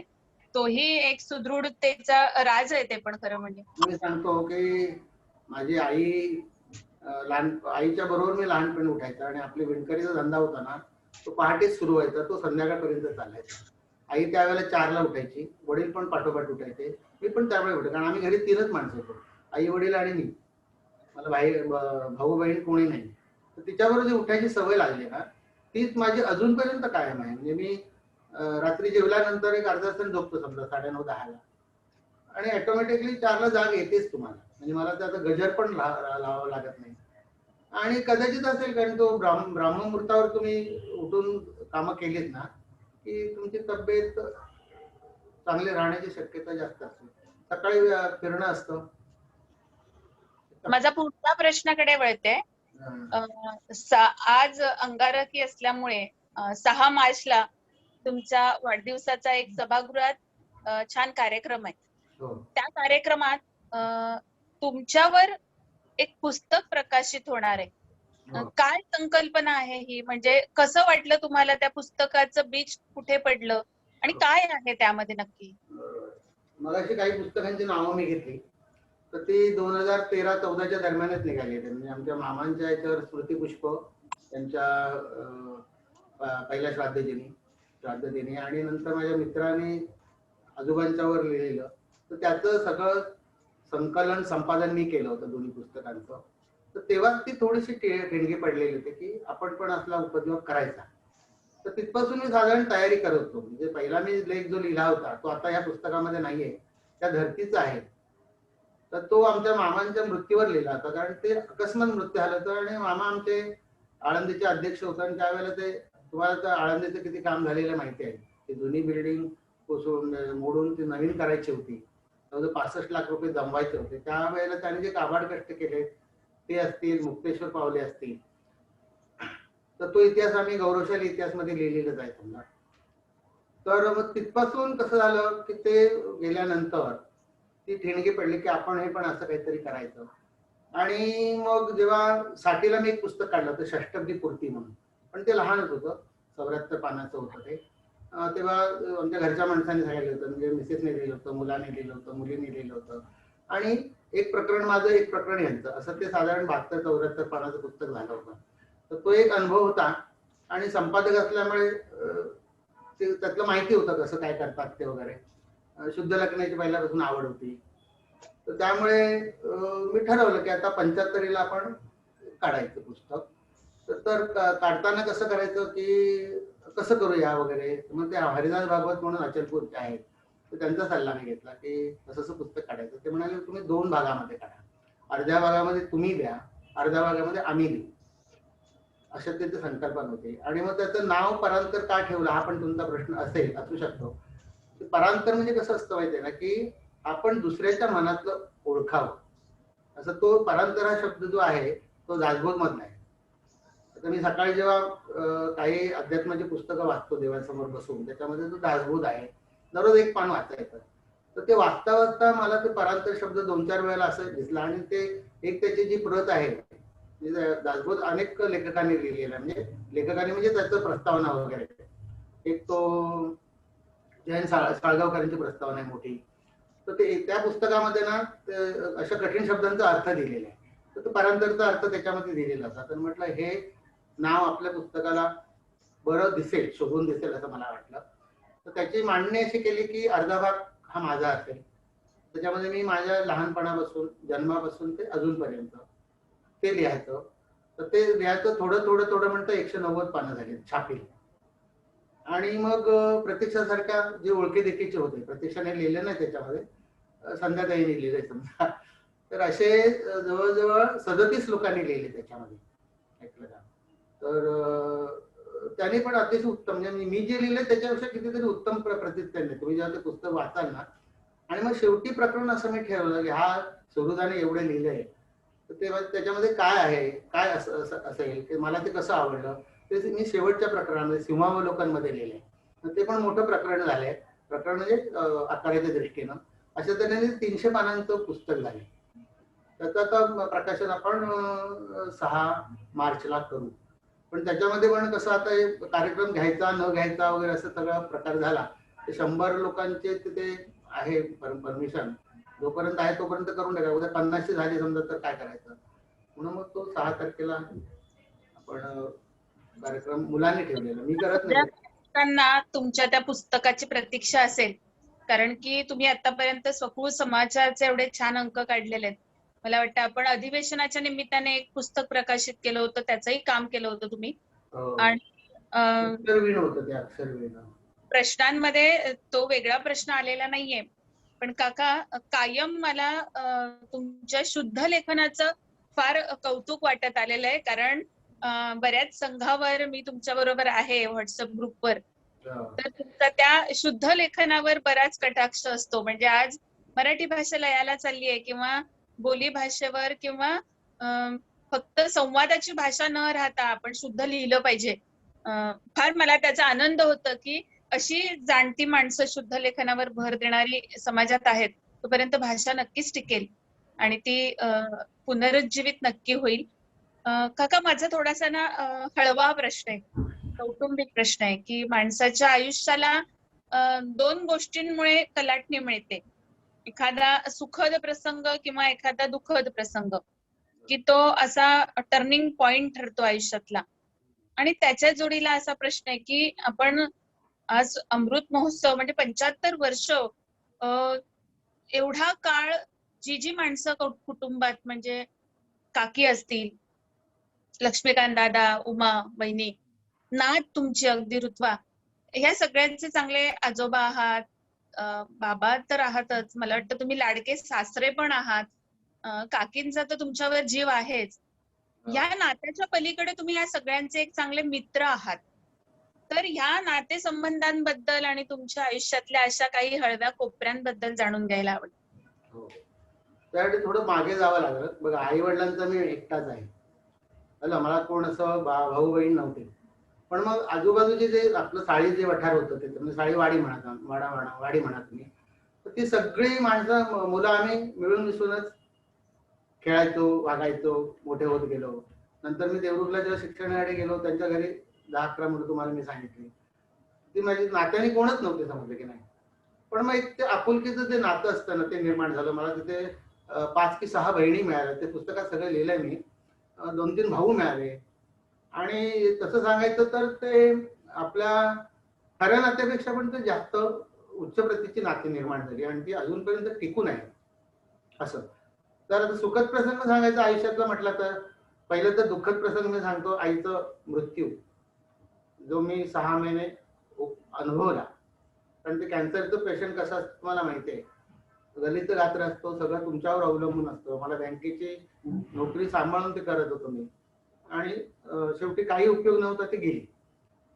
तो दुःखद प्रसंगच आहे. त्यानंतर वडिलांना पॅरालिसिसचा अटॅक आला 67 साली. तर ते तेव्हा आई होती, चांगल्या परिस्थितीमध्ये होती. तिने त्यांची सेवा करून त्यांना वर्षभरामध्ये पुरं केलं. नंतर ते 13 वर्ष जगले. त्यांचं मी ते आजारपण बघितलं. 1981 ला वारले ते. तर असं करता करता की आपल्याला ते सगळं कळतं की लोकांसाठी काय काय, लोक आपल्यासाठी काय करतात, आपण लोकांसाठी काय करायला पाहिजे. दुःखद प्रसंग तसे माझ्या आयुष्यात जास्त आले नाहीत, कारण मला चांगली माणसं भेटली. त्यामुळे ते दुःखद असले तरी मला ते जाणवले नाही. पण सुखद प्रसंग सांगायचं म्हणजे ते माझे जे लग्न झालं आणि वासंती काटकर, ते आता दीपा निमकर आहे, ती माझ्या आयुष्यामध्ये आली. तिने सगळा तो पुढचा जो संसाराचा डोलार आहे, कारण त्यावेळेला 72च्या दरम्यानी मोठा दुष्काळ वगैरे पडला होता. अन्नधान्याची टंचाई होती. म्हणजे आम्ही जरी बँकेत होतो, आता बँकेची परिस्थिती आता चांगली, त्यावेळेला एवढी नव्हती. तर 3 मुलं, आम्ही 2 जण आणि माझी मावशी माझ्याकडे होती. तर ह्या लोकांचा सांभाळ करणं मला ते जमत नव्हतं. पण त्यावेळेला टुकीने संसार करणारी जर बायको नसती तर ते कठीण होतं. ते तिने केले. तर ते सुखद प्रसंगच आहे. त्याची सुखद आठवण अजूनपर्यंत तशीच आहे. त्यानंतर असं तुम्ही कुठला मोठा प्रसंग सुखद मला वाटलेला पण नाही. त्यानंतर असेल की माझ्या मुलाचा जन्म असेल, कारण मी 1946 ला झालो आणि मध्ये कोणच नव्हतं आमच्याकडे. हा 1972 ला आला, समजलं की नाही. मध्ये ते 22-24 वर्षाचा काळ गेला. तर त्याचा जन्म आणि तो सुद्धा मुलगा, कारण आपल्याकडे मुलाला तसं महत्व आहे अजूनपर्यंत, नाही म्हटलं तरी. वंशाचा दिवा म्हणून नव्हे, पण मुलगा झाला तर ते तो पण सुखद प्रसंग आहे. मुली झाल्यानंतर हाही सुखद प्रसंग आहे. त्यांची लग्न झाली, त्यांना मुली झाल्या, तोही सुखद प्रसंग आहे. आणि शेवटी प्रसंग कुठला सुखद की दुःखद तो मानण्यावर अवलंबून असतो. दुःखद प्रसंग तेवढा पुरता असतो, आपल्याला काही बघा, माणसाला विसरण्याची देवाने वरदान दिलेलं आहे. ते जर तसं नसतं तर आपण ते दुःख उगाळत बसलो असतो. दुःख आपण थोड्या दिवसात विसरतो, सुख मात्र भरपूर चघळत बसतो आणि ते आपल्या आयुष्य दृष्टीने ते जास्त जरुरीचं आहे. तर माझ्या आयुष्यामध्ये ह्या गोष्टी भरपूर आल्या आणि त्या सुखावरच मी अजूनपर्यंत जगतो असं म्हणायला काय हरकत नाही. काय राहिले का ह्याच्यामध्ये? नाही नाही म्हणजे मला फक्त पुढचा प्रश्न असा होता जोडीचा की ऋत्वाचे तुम्ही चांगले मित्र आहात, सुनेचे तुम्ही चांगले मित्र आहात, म्हणजे सासऱ्यांपेक्षा मित्र चांगले आहात, तर हे घरातलं मित्रत्वाचं नातं तुम्ही कसं जपतात? विशेष आहे असं मला काय वाटत नाही. नाती कशी, आता बघा, ती सून नसती समजा माझी, तर मुलगी म्हणून असते ना, काय फरक आहे त्याच्यामध्ये? ऋतुवा तर कसं माहितीये ना, बघा, म्हणजे त्यांच्या लग्नानंतर तिच्या आई वडिलांच्या 8-9 वर्षाने आली ती. म्हणजे आम्ही वाट बघत होतो, तर 8-9 वर्षाचा काळ भरपूरच झाला नाही म्हटलं तरी. त्यानंतर ती आली, आमचं घर आनंदाने व्हायला लागलं. नाही तर आम्ही 4 लोक एकमेकांची तोंड बघत बसायचो. ते आल्यानंतर घर हसायला लागलं, फुलायला लागलं. आणि ती तशी आहे, स्मार्ट आहे, चांगलं ते अभ्यासच चांगले आहे, काही कलागुण तिच्याकडे आहे. आणि मला तरी वाटतं ती वारसा असं मी म्हणत नाही, घराण्याचं नाव उज्ज्वल करेल, अपेक्षा आहे तिच्याकडून, ती पुरी करेल. त्याच्यावरच तर आपण जगत असतो ना. आपलं आता तर आयुष्य संपला, 75 म्हणजे शेवटी शेवट आलाच, पण मग पुढे कोणाकडे बघून जगायचं आहे. तू आहे, आणखी 3 नाती आहेत मला, त्याही चांगल्या हुशार आहेत, असं तरी चाललंय. निशिता, पुढचा प्रश्न घे. दादा, मी खरा की म्हणजे माझं जे आता मी वक्तव्य करतोय हे योग्य असेल की अयोग्य असेल? दादा पुन्हा हॅलो, मी दिसतोय निशिता? हो सर, दिसताय दादा. कॅन यू हिअर मी? या या. Yes sir. दादा, मला असं वाटतं की म्हणजे मी आता जे बोलतोय ते योग्य असेल की अयोग्य असेल मला माहित नाही, परंतु तुमच्या घरातलं वातावरण कसं आहे आणि घरातल्या सदस्यांशी तुमचे संबंध कसे आहेत, मला वाटतं यावरती तुमचं वय पण अवलंबून असतंय. म्हणजे तितकं समाधान, तितकं सुख जे असतं त्याच्याने मला वाटतं तुमचं वय देखील त्याच्यावर डिपेंड्स आहे असं मला वाटतं. आणि तुम्ही आज जे सदृढ दिसत आहात, सशक्त दिसत, मला दादा तुम्हाला आठवतं मी आपल्याला घेऊन 2-1 वर्षापूर्वी रानवलीच्या आपण मागे गणेश उत्सवाला गेलो होतो. त्यावेळेस काकी पण होते आणि तुम्ही दोघं पण होते माझ्या गाडीमध्ये, मी आपल्याला घेऊन गेलो होतो. त्यावेळेस मी पाहिलं की ह्या वयातही तुम्ही कितपर्यंत जातायत आणि आजही तितकाच उत्साह तुमच्यामध्ये आहे. तर मला असं वाटतं की याच्या पाठीमागचं जे खास गमक आहे ना, ते तुमचं कुटुंब आहे असं मला वाटतं. म्हणजे एक तर तुमच्यावरती प्रेम करणारी तुमची पत्नी, मुलगा, सुनबाई, तुमची नात, तुमच्या दोन्ही मुली, जावई, त्यांची मुलं, या सगळ्या कुटुंबाचं जे प्रेम आहे, त्या प्रेमाचं खरं गमक आहे की तुमची सदृढता वगैरे जी आहे ती. म्हणजे आज मला ह्याही गोष्टीचा उलगडा आला की कुटुंबामध्ये कमावलंय हीच तर माझी कमाई आहे ना. हा दादा, ते प्रेम जे कमावलंय मी ना, हीच तर माझी कमाई आहे ना आयुष्यात. Yes yes yes, definitely. आपण जाऊया पुढे निशिता. हो. तर मला पुढे असा प्रश्न विचारायचा आहे, म्हणजे आपला आता 6 मार्चला परांतर प्रकाशित होणार आहे, त्यासाठी आपल्याला सगळ्यात आधी खूप शुभेच्छा.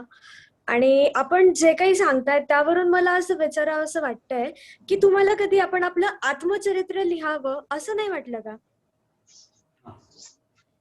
आत्मचरित्र लिहायला तेवढा माणूस मोठा लागतो आणि मी तरी समजतो मी काही एवढा मोठा नाहीये. त्याने पुष्कळ कर्तबगारी गाजवली असली पाहिजे. मी तसं सामान्य जीवन जगलंय. समजा आम्ही शिक्षण पूर्ण केलं, बँकेत लागलो, बँकेची सर्व्हिस पूर्ण केली, काही माणसं संपर्कात आली, थोडंसं सोशल वर्क झालं. त्याच्यात तसं आत्मचरित्र लिहिणार का मोठ्या घडामोडी नाही झाल्या. म्हणजे आता आत्मचरित्र म्हणाल तर परांतरचा जो अर्धा भाग आहे तो जवळजवळ आत्मचरित्र सारखाच आहे, कारण मी माझी गोष्ट त्याच्यामध्ये सांगितलेली आहे. पण मग त्याच्यात प्रौढी मिरवण्यासारखं काही आयुष्यात घडलेलं नाही. त्यामुळे मी तसं आत्मचरित्र लिहिण्याचा तसा विचार केलेला नाही.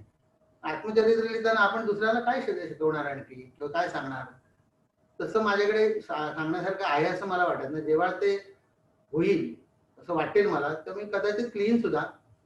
पण मग आत्मचरित्र लिहिण्याचा मी तसा विरोध आहे की ठीक आहे की जे काय असेल ते प्रांजळपणे सांगायचं, पुढे जायचं.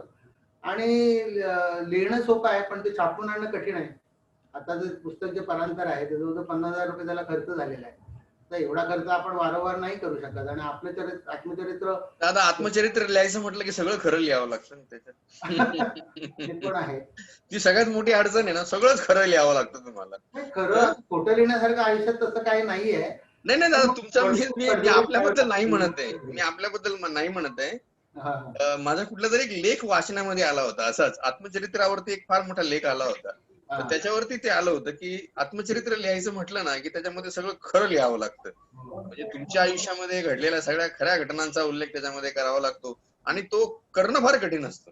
आणि त्यामुळे अनेक लोक दुरावली जाऊ शकतात, अनेक लोक दुरावली जाऊ शकतात. हो, हो.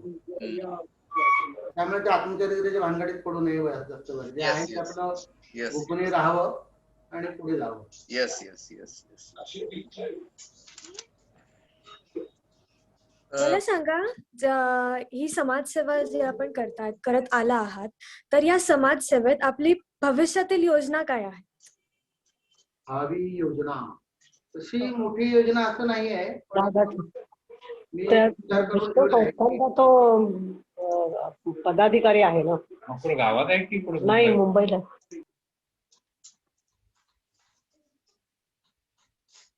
कोण बोलतोय? दादा खरं तर आपल्या बहीण आहेत या ठिकाणी आलेल्या, वृंदा नाव आहे त्यांचं. आपण ओळखता का त्यांना? मला बरोबर आहे. आपण ओळखता ना त्यांना दादा? हो, त्यांच्याकडे तर माझं शिक्षण झालंय. Yes yes yes. काही आपल्याला जॉईन झालेले आहेत, त्यामुळे त्यांना मी आता जस्ट म्यूट केलेलं आहे, त्यामुळे त्यांचा आवाज आता काय आपल्याला येणार नाही. आपण पुढे जाऊया. हा येस निश्चिता. सर बोलत होते ते. हा निश्चिता. हा दादा तुमचं हा योजना काय? योजना म्हणजे तसा मोठा विचार करून ठेवलेला नाही, पण माझ्या समोर आता काम असं दिसतंय की आळंदीला 2005 ला ती नवीन आताची बिल्डिंग झाली ना, तिकडे झालं. त्यावेळेस जे सभासद झाले ना, तर त्यांचे पत्ते आमच्याकडे जे आहेत त्याच्या पत्त्यावर त्यांची पत्रच पोचत नाही. म्हणजे आम्ही जो वर्धापन दिवस घेतो ना, तेव्हा आमच्याकडे आहेत जवळजवळ 650 सभासद, पण तेव्हा 50 लोक पण उपस्थिती दाखवत नाहीत, म्हणजे उपस्थिती नसते. तर याचा दुसरा अर्थ असा की पुष्कळ लोकांना ते पत्रच मिळत नाही, अहवाल मिळत नाही. तर मी हावरेंना सांगून ते महाराष्ट्र दौरा म्हणा किंवा जिथे आपले मेंबर्स आहेत, समजा सोलापूरला आहे, तर प्रत्येकाच्या घरोघरी जाऊन तो पत्ता चेक करून बघायचा, तो माणूस तिथे आहे की नाही. पत्ता बदललेला असू शकतो, किंवा माणूस पण नसू शकतो, आता हयात नसू शकतो. त्या ठिकाणी नवीन सभासद करून घेता येतील का, जेणेकरून कसं होईल की आळंदीशी आता जेवढा संबंध आहे 50-60 लोकांचा, त्याच्यापेक्षा जास्त प्रमाणात येईल आणि त्या संस्थेला थोडे अधिक उत्पन्न मिळेल, ऊर्जितावस्था येईल, अधिक लोकांचा संबंध येईल तिथे आणि भरभराट होईल अशा दृष्टीनं. तसंच प्रत्येक गावात, तालुक्यात, जिल्ह्यात जाता आलं तर आपल्याला सरगणती करता येईल, जी अजूनपर्यंत कोणी केली नाही. घरोघरी जाऊन आपल्याला त्यांची नावं जे काय असेल, स्त्री पुरुष मुलं वगैरे अशी ते आपल्याला शिरगणती करून घेता येईल. तो एक माझा विचार आहे. आणि दुसरं तसं आता नाही म्हटलं तरी तुम्ही जरी कितीही सुदृढ आहे वगैरे म्हणाल तर उतारवय सुरू झालेलंच आहे. त्यामुळे आता जास्त मला काय माझ्या हातून होईल असं वाटत नाही. जेवढं होईल तेवढं मी करेन. आणि कोणाचं काय आता जो एक नवीन काम उपक्रम आलाय माझ्याकडे म्हणजे त्याच्यामध्ये 55 लोक आहेत ज्यांचा आपल्या समाजाशी संबंध वगैरे आहे. ते डॉक्टर उमाकांत मेन आहेत, हरिदास भागवत आहेत, मोनी ठोके आहेत, लरा लोणकर आहेत. तर अशा लोकांनी मिळून, आणि ह्याच्यामध्ये अखिल भारतीय जे अध्यक्ष आहेत रमेश चिल्लाड, त्यांचा पुढाकार आहे की आता प्रश्न असा निर्माण झाला की आपण तो जिवेश्वरांचा ग्रंथ वाचतो, पूर्वापार जो आहे तो, पण मग आता त्याच्यावर अधिक संशोधन व्हायला पाहिजे. जिवेश्वर त्यांची उत्पत्ती खरोखर जिवेपासून झाली का, कधी झाली, आपण साळे लोक कुठून आलो ते आणि सांगितलेलं नरेंद्र मारवाडीने की आपण पैठणहून आलो, पण जुना समज आपला असा आहे की आपण काशीहून आलो. मग खरी उत्पत्ती आपली काय आहे त्याचं खरं ज्ञान समाजाला व्हायला पाहिजे. आपल्याला इतिहास आपला कळला पाहिजे. त्याच्यासाठी एक मोठं एक प्रकल्प आम्ही हाती घेतला असं म्हणायला हरकत नाही. त्याची सुरुवात आता 21 मार्चला जेव्हा आळंदीला मीटिंग आहे जनरल बॉडीची, त्याच्या आदल्या दिवशी ती मीटिंग आहे, तर त्या कमिटीमध्ये मी आहे. जेवढं काम होईल तर त्याच्या लिहिण्याचं काम म्हणजे साहित्याशी संबंध येईल. मला त्याची आवड आहे. जसं तुम्ही म्हणाल की व्याकरण तुमचं वगैरे असं असतं शुद्ध लेखन म्हणतो, त्या दृष्टीने मला मदत करता येईल. जेवढं फिरता येईल तेवढं फिरता येईल, फिरून घेईन मी जेवढं जमेल तेवढं. आता ते देवेंद्र क्षीरसागरचे आहे की आपण 4 धाम यात्रा करायची, तुम्ही यायला पाहिजे बरोबर. जमतं का बघूया, जमायचा प्रयत्न करेल. थोडीशी ढोकरं आता कुरकुर करतायत, पण बघू, कदाचित फिरण्यामुळे साफ होतील ते. तर जेवढं जमेल तेवढं मी करेन. सोशल वर्क पण होईल, आपलं पण टाइमपास होईल समजा, आणि समाजाचं बरं झालं तर चांगलंच आहे ना अशा तऱ्हेनं. तशी मोठी काही योजना वगैरे आहे असं नाही, कारण तुम्ही ज्या तऱ्हेने मला म्हणताय ना, तसं काही मोठा बिटा कोण नाही, आत्मचरित्र लिहिणं अमुक तमुक अशा गोष्टी काही नाही. तसं साधं सरळ तुमच्यासारखंच आहे, फक्त तुम्ही दादा दादा म्हणून मला मोठं केलं एवढं. काका, तुम्ही ज्या ज्या योजना ठरवलेल्या आहेत, मला वाटतं तुमची 4 धामची यात्रा छान होईलच. कारण मागच्या वर्षीची तुमची कंबोडिया ची टूरही छान झाली होती. हो. परदेश दौरा तुम्ही करून आला होता या टीम बरोबर, त्यामुळे तुमचं 4 धाम यात्राही उत्तम होईल. त्यासाठी शुभेच्छा. मी पुढच्या प्रश्नाकडे जाते की आज तुम्ही साळी समाजासाठी एक आदर्श आहात. एक सल्लागार म्हणून, एक मार्गदर्शकाच्या भूमिकेत तुम्ही सध्या आहात. तर मला तुम्हाला असं विचारायचं की साळी समाजाचा उत्कर्ष व्हावा म्हणून काय केलं पाहिजे असं तुम्हाला वाटतं? म्हणजे याबाबत तुम्ही आज जे सगळे फेसबुक लाईव्ह आहेत त्यांना काय सांगाल की साळी समाजाच्या उत्कर्षासाठी आपण काय करायला हवं? बघा, साळी समाजासाठी आपणच नव्हे, अगोदरपासूनच पुष्कळ लोकांनी परिश्रम घेतलेले आहे. फक्त कसं माहिती आहे ना, आपल्याकडे थोडा एकीचा प्रश्न निर्माण होतो. एकीपेक्षा बेकी जास्त असं म्हणणार नाही, आता सगळे सुशिक्षित आहेत त्यामुळे प्रत्येकाला कळतं ते. पण थोडा माणूस म्हटल्यानंतर थोडासा इगो वगैरे असतो आणि तो कदाचित आड येतो. माझं तर म्हणणं असं, जे 3-4 आता संस्था आहेत, अखिल भारत आहे, अखिल महाराष्ट्र आहे, एसबीसी संघर्ष समिती आहे, आपलं साळी फाउंडेशन आहे, जागतिक साळी फाउंडेशन, या 4ही संस्थांनी किंवा आणखी कुठल्या संस्था असतील त्याने एकत्र येऊन काम करावं. असतील मतभेद आपण मिटवू शकतो, त्याच्यात एकत्र बसून चर्चा करणं हाच इलाज आहे. तुम्ही जर भांडत आपण बसलो तर आपण आहोत तिथंच राहू, उलट पाठीमागे जाऊ. आणि आपण जर बाकीच्या समाजाच्या दृष्टीने विचार केला तर आपण समाज पण म्हणून घेण्याच्या योग्यतेचं नाही असं मला खरं म्हणजे वाटतं. पण बाकीच्या समाजामध्ये दानशूर कितीतरी व्यक्ती आहेत, त्याच्यामुळे त्यांचा समाज कितीतरी पुढे गेला. आपण जर एखादा प्रकल्प किंवा एखादे काम करायचं म्हटलं, त्याच्यासाठी जी निधी लागतो तो आपल्याकडे सहसा उपलब्ध होत नाही. म्हणजे आपल्यातले लोक असतील पैसेवाले, पण देण्याची जी वृत्ती आहे, दानशूरपणा जो आहे, त्याचं का संकोच होतं मला समजत नाही. आपल्याला जेवढं जरुरीचं आहे तेवढं ठेवून त्यातलं जेवढं देता येईल तेवढं द्यायला काय हरकत आहे. त्यापासून जर काय समाजाचा फायदा होत असेल तर मला तरी वाटतं की जेवढं देता येईल तेवढं द्यावं. मी पण जेवढं जमेल तेवढं मी दिलेलं आहे. आणि आता ह्या वेळेला मी आली वेळ म्हणून सांगतो की माझ्या 75च्या योगाने मी आपल्या साळी फाउंडेशनला, म्हणजे जागतिक साळी फाउंडेशनला 5075ची देणगी जाहीर करतो की योग्य वेळी अकाउंट मध्ये जाईल. लोकांनी पण असं कुठला तरी मुहूर्त शोधून, आपला वाढदिवस असेल, मुलाचा असेल, नातीचा असेल, नातवाचा असेल, काही ना काहीतरी द्यावं. कसं कसं कुठलं तरी ऑकेजन असलं की नाही की माणसाला वाटतं की चला आपण जसं देवळात गेल्यानंतर दान करतो, इतर वेळेला आपण थोडंच करतो. अशा काहीतरी प्रसंग निर्माण करून किंवा प्रसंगाने समाजाला जेवढं होईल तेवढं द्यायला हरकत, तरच समाजात सुधारणा होईल, काहीतरी करता येईल. उद्या आपल्याला समाज मंदिर बांधायचं आहे किंवा आणि काही गोष्टी करायच्या आहे, पैशाशिवाय थोडेच होतात. म्हणजे जसं म्हण आहे की सगळी सोंग आणताय तर पैसेच सोंग आणताय. बरं, जो संस्था चालवणार असतो त्याला काय हात पसरणं बरोबर वाटत नाही. पण लोकांनीच सुबुद्धीने, आता बघा आमच्या आळंदीला जवळजवळ पुष्कळ सुधारणा झाल्या. म्हणजे गेल्या 2 कमिटीमध्ये, मी आहे म्हणून असं मिळत नाही, आमचं टीम वर्क आहे. पण आता तिथे लिफ्ट घ्यायला पाहिजे, कारण तिथे आळंदीसारख्या ठिकाणी म्हातारी कोतारे लोकच येणार, त्याला येणं करताना त्रास होईल. 10 लाखाचं काम आहे, आता ते 10 लाख आणणार कुठून? जेव्हा आम्ही आवाहन करतो, आता ते अहवालामध्ये आवाहन केले, तर अहवाल तुम्हाला आता येईल. लोकांनी स्वस्फूर्तीने स्वयंस्फूर्तीने काही ना काहीतरी दिलं पाहिजे. मग त्याच्यासाठीच ते आम्ही लोकांच्या घरोघर जायचं ठरवलंय की बाबा जे सभासद आहेत ते आहेत की नाही आहेत, नवीन आपल्याला काय घेता येतील का. आणि आताच्या पिढीमध्ये मला तरी वाटते की दानशूरपणा आहे. अगोदर कशी आपली परिस्थितीच बरोबर नव्हती, 2 वेळचं जेवण मिळण्याची मारामार होती, तिथे माणूस येणार बरोबर. आता तशी परिस्थिती नाही. घरी कमवते 2-4 लोक असतात. फक्त दान करण्याची जी वृत्ती आहे ती आपण अंगी नसली तरी बाळगून घेतली पाहिजे. त्याच्याशिवाय समाज पुढे जाणार नाही, उन्नती होणार नाही.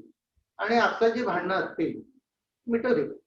म्हणजे त्याच्यासाठी शाळांपुरत्या माणसाने मध्ये पडून समजूत घातली पाहिजे की बाबा त्याच्यातून काय चांगलं करता येईल आपल्याला. तर कोणतरी समजूतदार, जसं अगोदर गावामध्ये अशी वयोवृद्धी माणसं असायची, काय तंट्याचा प्रश्न आला किंवा वादविवादाचा प्रश्न आला ते मध्ये पडून ते करायचे.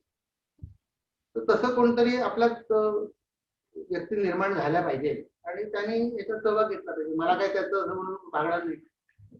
म्हणजे थोडक्यात म्हणजे साठीच्या नंतर माणसाने घराच्या बाहेरच पडलं पाहिजे आणि समाजाच्या दृष्टीने आपलं जे काय करता येईल ते केलं पाहिजे असं मला वाटतं. मला वाटतं विजय वक्तेजी या व्यासपीठावर आतापर्यंत जी जी समाजकार्य करणारी मंडळी येऊन गेलेली आहेत, म्हणजे उदाहरणार्थ हावरे काका असतील, अविनाशजी साळी असतील, या सगळ्याच विविध संस्थांवर काम करणाऱ्या मंडळींनी एक गोष्ट मात्र धरून ठेवली आहे की सगळ्या विविध संस्था जरी काम करत असल्या तरी त्यांचं ध्येय मात्र एक आहे, समाजाचा उत्कर्ष हे ध्येय आहे. त्या पॅरलल जर चालल्या, हातात हात धरून चालल्या, तर समाज नक्की एका विशिष्ट उच्च पातळीवर जाईल.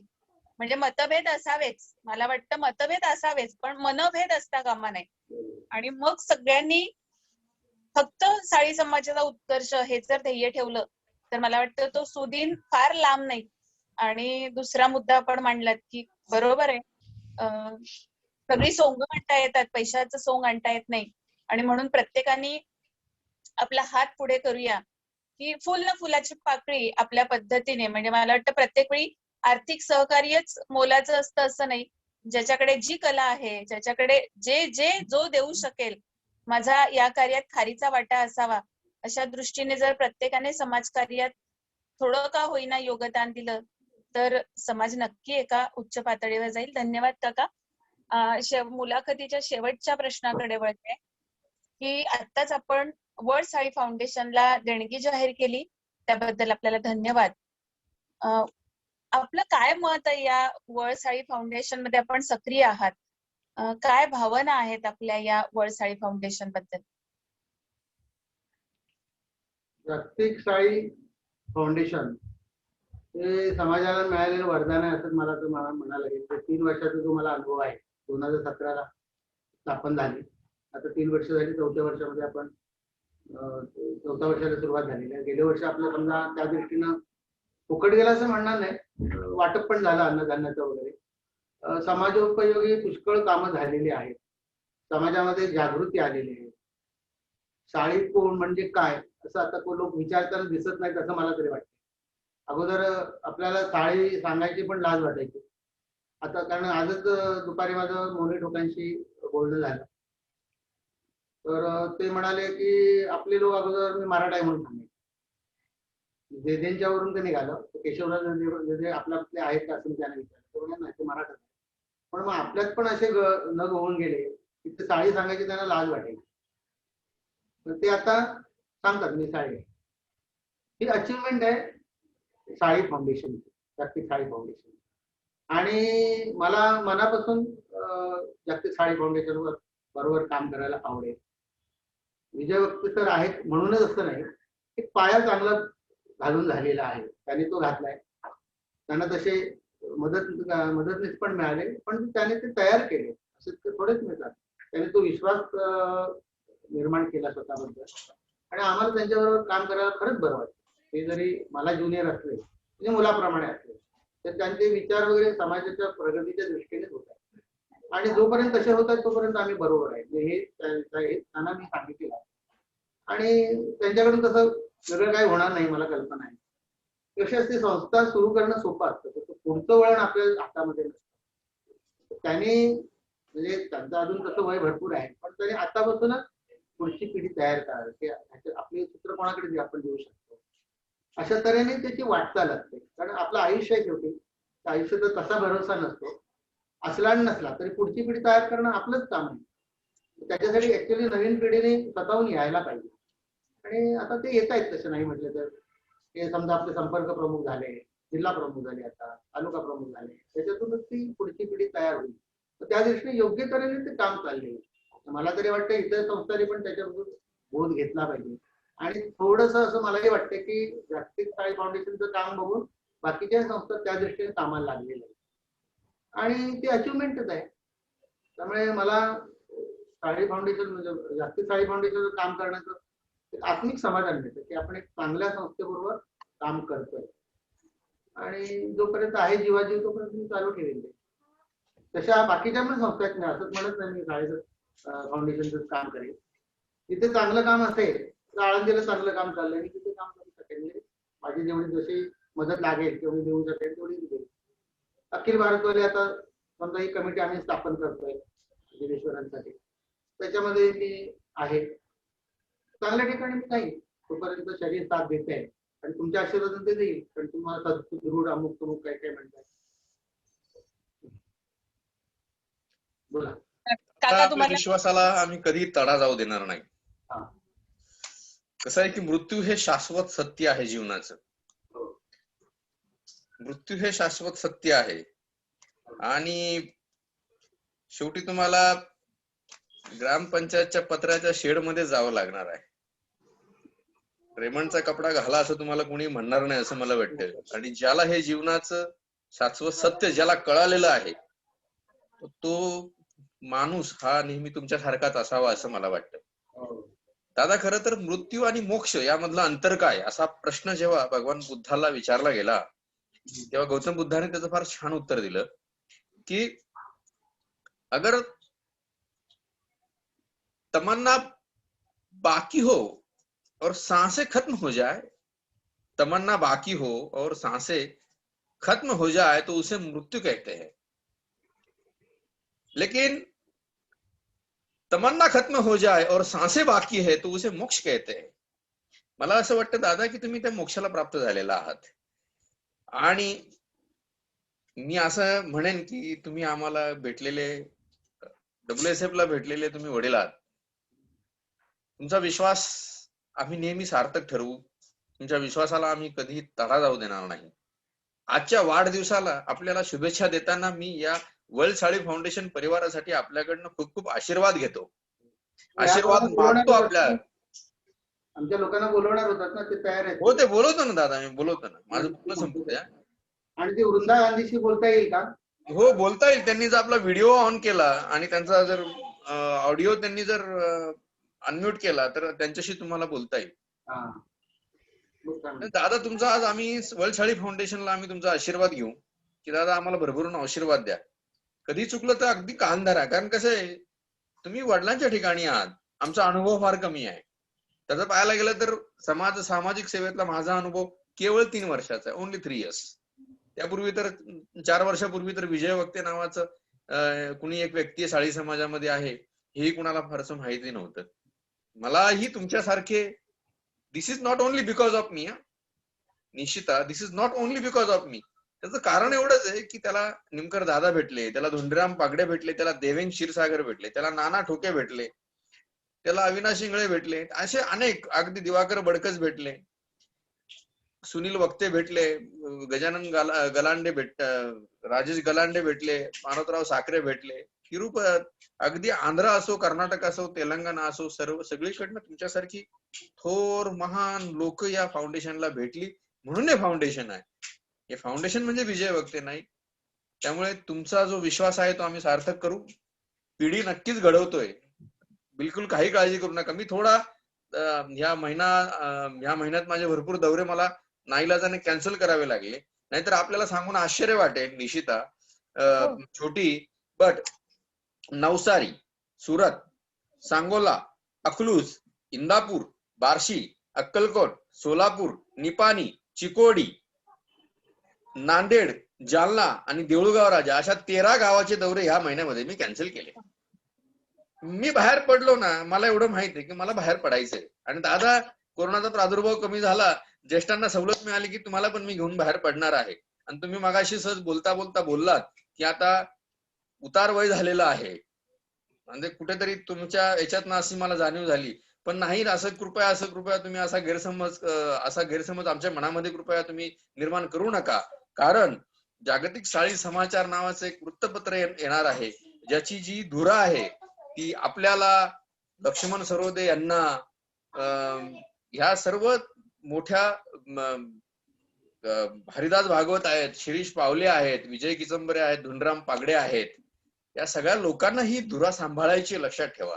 कारण कसं आहे की मी म्हटल्याप्रमाणे आता लावलेला जो वटवृक्ष आहे, आता जो लावलेला जो वृक्ष आहे त्याचं वटवृक्षात रूपांतर होईल. साळी समाजाची नवीन ओळख आंतरराष्ट्रीय स्तरावरती होईल आणि प्रत्येकाला साळी म्हणून घेताना अभिमान वाटेल असं मला वाटतं. दादा, आजच्या 75वीच्या वाढदिवसानिमित्त आम्ही आपल्याला जाणून घेतलं, आपला आदर्श. आपल्याकडनं मला एक गोष्ट शिकायला मिळाली, सत्याला पर्याय नाही. बस. तुमच्या मनामध्ये कुठल्याही प्रकारचा किंतु परंतु नसेल तर तुम्हाला कुणालाही घाबरण्याचं काहीही कारण नाही, असं मला तुमच्यापासून शिकलो बरं का दादा, मी तुमच्याकडून शिकलो खरंच. तुमच्या मनामध्ये कुठलाही किंतु परंतु नसेल, तुमच्या मनामध्ये कुठल्या प्रकारचं पाप नसेल, कुठल्याही तुमच्या मनामध्ये कुठल्या प्रकारची आडी नसेल, तुमच्या मनामध्ये कुणाबद्दलही द्वेष मत्सर नसेल, कुठल्याही काम करत असताना तुम्हाला जर लोभ नसेल, तर मला असं वाटतं तुम्हाला या जगामध्ये कुणालाही घाबरण्याची आवश्यकता नाही. सगळ्यात मोठा धडा दादा तुमच्याकडनं मी शिकलेलो आहे, अप्रत्यक्षरित्या, जो आज प्रत्यक्ष तुम्हाला मी बोलून दाखवला. दादा, खरं तर तुमच्या यशामागचं गणित, तुम्ही यशस्वी असण्या पाठीमागचं जे गमक आहे, त्याच्यामध्ये तुमच्या पत्नीचा फार मोठा वाटा आहे, ज्यांना मी आदरानं नेहमी आई म्हणत आलेलो आहोत. त्या आईंना जरा आपण बोलवलो तर बरं होईल असं मला वाटतं. दादा, तुमची फार काळजी घेतली जाते घरामध्ये, प्रचंड काळजी घेतली जाते. म्हणजे अगदी तुमच्या खाण्या पिण्यापासून, तुमच्या उठण्यापासून, बसण्यापासून, सगळ्या बाबतीत तुमच्या सगळी काळजी घेतली जाते. आणि ही काळजी घेण्यामध्ये नेहमी अग्रेसर असतात ते तुमचे सुपुत्र लक्ष्मीकांत आणि तुमची सुनबाई.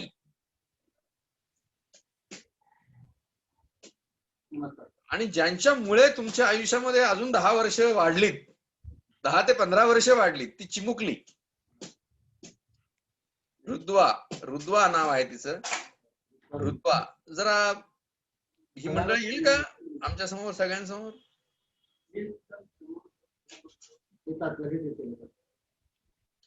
आई, तुमचं कधी भांडण झालं का? भांडण कधी झालं का? झालेलं आहे, पण ते तेव्हाच हे होतं, म्हणजे संपलं जातं, नंतर त्याचं काय हे नाही ना. अच्छा.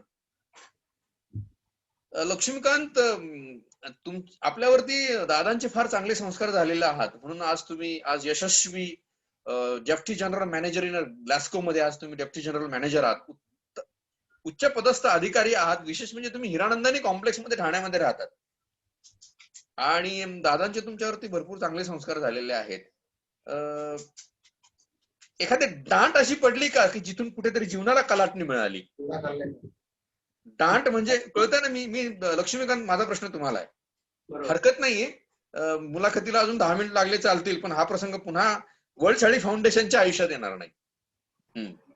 नमस्कार, मी ग्लॅक्सो फार्मास्युटिकल्स मध्ये सिनियर मॅनेजर या पदावर आहे. ओके. त्या डिपार्टमेंटमध्ये. आणि तुम्ही विचारलेल्या प्रश्नाचं उत्तर म्हणजे त्यांची सिम्प्लिसिटी आणि जनरसिटी पहिल्यापासून बघत आलेलो आहे, जवळून बघत आलेलो आहे. त्याच्यामुळे पावलोपावली असे प्रसंग आलेले आहेत की म्हणजे असा एक स्पेसिफिक प्रसंग सांगता येणार नाही, पण जे मी जवळून लांबून बघितलेलं आहे आणि कळत नकळत त्याचा परिणाम झालेला आहे माझ्या आयुष्यावरती. आणि जे काही मिळालं मला ते मी पूर्वविभव म्हणतो, माझं पूर्वसंचित.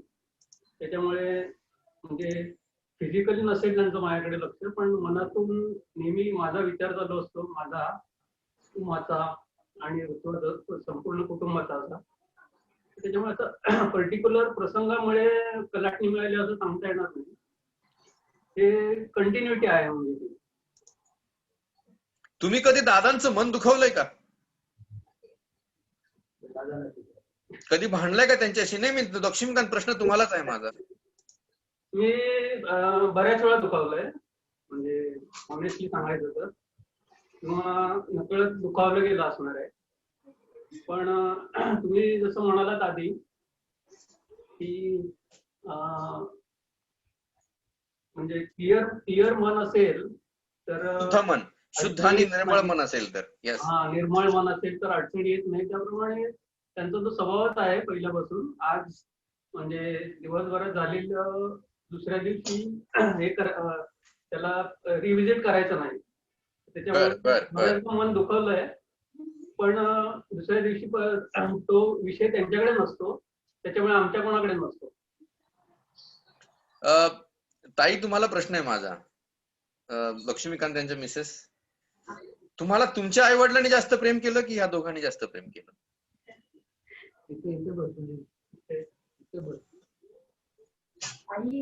तुमच्यावरती नाही. माझा प्रश्न फार हे आहे, लक्षात ठेवा, विचारपूर्वक उत्तर द्या. तुमच्या आई वडिलांनी तुमच्यावरती जास्त प्रेम केलं की यांनी तुमच्यावरती जास्त प्रेम केलं? आई वडिलांचं खरं तर असा प्रश्न मी तुम्हाला विचारायला नाही पाहिजे, पण तरी मुद्दाम विचारलाय मी तुम्हाला. नाही, बरोबर आहे तुमचं. आई वडिलांचं प्रेम हे आई वडिलांप्रमाणेच असतं आणि सासू सासऱ्यांचं हे त्याच्याहून जास्ती असतं. क्या बात आहे. कारण आई वडील कसे आपल्या मुलीला जन्म दिल्यानंतर ते त्या काळापर्यंत, म्हणजे मुलीला जेव्हा सोडतात ते त्या काळापुरतच असतं. त्याच्यानंतर हे सगळं आपलं ते याच घरात असतं ना, त्यामुळे हे जास्ती प्रेम देतात आणि आपणही त्यांच्याप्रमाणेच होऊन जातो ऍक्च्युली मुळामध्ये. निसर्गतः जी गोष्ट आपल्याला मिळालेली असते. किती काय म्हटलं ना तरी संसारात आई वडिलांकडे असतो त्यावेळेला आई वडिलांचं कधी कधी विचार येतो की इतके वर्ष आपण आई वडिलांकडे, पण कधी घरी गेली तर ही वस्तू कुठे आहे ग आई, हे आता आम्हाला विचारावं लागतं. पण इकडे ना ते हाताळलं, एकदम सहज हाताळलं जाते आणि हा संसार आपला असं वाटतं. रुद्वा, to whom you like most? Obviously माझे आजोबा, कारण ते more likely to my friend आहेत, का की माझे आजोबा. क्या बात आहे, क्या बात आहे. रुद्वा, खरं सांगू का, तुमची केमिस्ट्री फार चांगली जमलेली आहे दोघांची. म्हणजे डीजी निमकर आणि रुद्वा यांची केमिस्ट्री फार चांगली जमलेली आहे. मी असं तर म्हणेन की तुमच्या नात्याला खरं तर नावच नाही. म्हणजे तुम्ही मित्र पण आहात, सोबती. मला तर कधी कधी वाटते दादा तुमची आईच आहे. म्हणजे तुमच्यातलं नातं इतकं सुंदर आहे ना. तुमच्यातला जो संवाद मी पाहतो, तुम्ही जेव्हा रुद्वाबद्दल बोलतात, तिची ज्याप्रमाणे तुम्ही काळजी घेतात, त्यावेळेस मी जेव्हा ऑब्झर्व करतो ना, तेव्हा मला खरंच वाटतं की दादा, रिटायरमेंट के बाद, सेवानिवृत्ति के बाद, रिटायरमेंट के बाद आपको होने वाला नमस्कार इस बात पर निर्भर होता है कि आपके बच्चे क्या है. रिटायरमेंट के बाद में आपको होने वाला नमस्कार इस बात पर निर्भर करता है कि आपके बच्चे क्या है, उनके बच्चे क्या है. दादा, आज आपको होने वाला नमस्कार इसी बात पर निर्भर है कि आपका बच्चा, आपकी जो नाती है वो वेरी सक्सेसफुल है. बस इसके ऊपर आज आपको जो नमस्कार है, आपको ये नहीं पूछेंगे आप हिरानंदा में रहते हो, आपके फ्लैट की कितनी कीमत है, आपका कितना बैंक बैलेंस है, आपने कितना कमाया है, कितने घरदार किए, ये नहीं पूछेंगे. आपको ये पूछेंगे कि आपका बच्चा क्या करता है, आपकी बेटियां क्या करती हैं, आपकी नाती क्या करती है. और सही में मैं भगवान जीवेश्वर से यही प्रार्थना करूंगा, आप जैसी फैमिली, आप जैसा परिवार सबको मिले.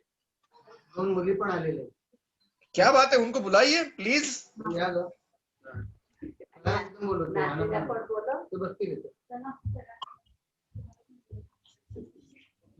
वाढली ना, कंटाळा नाही झाला?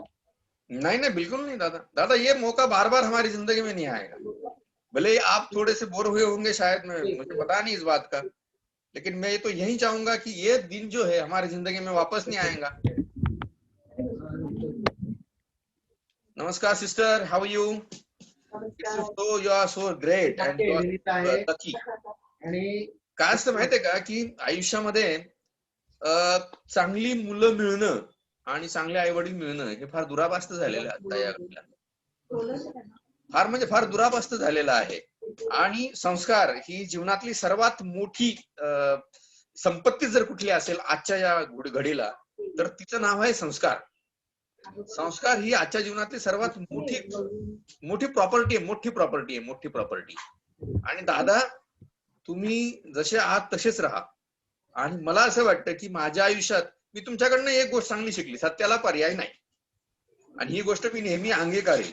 आणि मी नेहमी माझ्या भाषणामध्ये म्हणतो की हा विजय वक्ते आपल्या आयुष्यामध्ये कधीही चुकीचं काम करणार नाही, कधी चुकीचं काम करणार नाही. आणि मीही तुमच्या या कुटुंबातला एक मुलगा आहे असंच आजपासून मला समजा. आणि दादा, वडिलांच्या नात्यानं आज तुम्ही इथे आलेला आहात. आई, खरंच तुम्ही खरंच भाग्यशाली आहात. तुम्ही तुमची होल फॅमिली मी जेव्हा पाहतो ना, तेव्हा मला असं वाटतं की साळी समाजातल्या प्रत्येक व्यक्तीला असं कुटुंब लाभो. दादा, मी तर असं म्हणेन की तुमची एखादी डॉक्युमेंटरी बनवा तुम्ही. माझी इच्छा आहे, माझ्या मनामधली इच्छा आहे. त्यासाठी काय लागेल ती मदत, राजेश तांबडे, मी आहे, प्रतीक्षा आहे, अपर्णा आहे, आम्ही सगळेजण करायला आपल्याला तयार आहोत. पण मला असं वाटतं की तुमची अशी एक डॉक्युमेंटरी 1 तासाची बनवा की ज्या डॉक्युमेंटरीच्या निमित्तानं, कारण कसं आहे दादा, हे पुस्तक आहे ना, याला उद्या वाळवी लागेल, सांगता येत नाही. पीडीएफ स्वरूपात किती सेव्ह करून ठेवता येईल मला माहित नाही, पण डॉक्युमेंटरी आहे ना ती तुमची, गुगलच्या सर्व्हरला एकदा गेली रे गेली की ती आयुष्यभर राहील. आणि डॉक्युमेंटरी तुमच्यासाठी नाही म्हणत तुम्हाला मी, डॉक्युमेंटरी ही आमच्या लोकांसाठी, संस्कारासाठी पाहिजे आम्हाला. कारण काय झालंय, दुकानामध्ये काही सहज पैसे देऊन विकत मिळतं, संस्कार विकत मिळत नाही, लक्षात ठेवा. आणि संस्कार हे उपजत घरामध्ये असावे लागतात, ते दुकानामध्ये विकत मिळत नाही किंवा एखाद्या कुटुंबाकडे जाऊन मागता येत नाही, तर ते उपजत लागतात. आणि तुमच्या घरामध्ये तुम्ही जे संस्कार तुमच्या मुलांवरती, तुमच्या मुलींवरती, तुमच्या नातवंडांवरती, तुमच्या नातींवरती तुम्ही जे संस्कार केलेले आहेत, त्या संस्काराचा यथार्थ आम्हाला अभिमान आहे. तुमच्यासारखा पितृतुल्य व्यक्ती वलसाळी फाउंडेशनला वडील म्हणून मिळाला याचा मला यथार्थ अभिमान वाटतो दादा. आयुष्यभर तुमची साथ संगत सोबत वलसाळी फाउंडेशन वरती राहील. आजच्या वाढदिवसाच्या निमित्तानं संपूर्ण WSFच्या परिवाराच्या वतीनं आपल्याला शुभेच्छा देत असताना मी काहीतरी मागणं आपल्याकडे मागतोय. दादा, आम्हाला भरभरून आशीर्वाद द्या, भरभरून मार्गदर्शन द्या. कधी काही चुकलं मागलं, साथ संगत आमची बिलकुल सोडू नका. सदैव तुमचा हात वलसाळी फाउंडेशनच्या पाठीशी राहू द्या. तुमचे आशीर्वाद वलसाळी फाउंडेशन वरती सदोदित राहतील, हीच अपेक्षा भगवान जीवेश्वराकडे व्यक्त करून मी विजय वक्ते, पत्नी निशा विजय वक्ते ज्या प्रमुख विश्वस्त आहे त्यांच्या वतीनं आणि वलसाळी फाउंडेशनच्या वतीनं आपली आज या मुलाखतीनिमित्त आपण इथे आला त्याबद्दल आपले खूप खूप धन्यवाद व्यक्त करतो. आपल्याला, आईंना आणि आपल्या संपूर्ण कुटुंबियांना वलसाळी फाउंडेशनचा मनाचा आणि मानाचा मुजरा. जय हिंद, जय महाराष्ट्र, जय जिवेश्वर. धन्यवाद.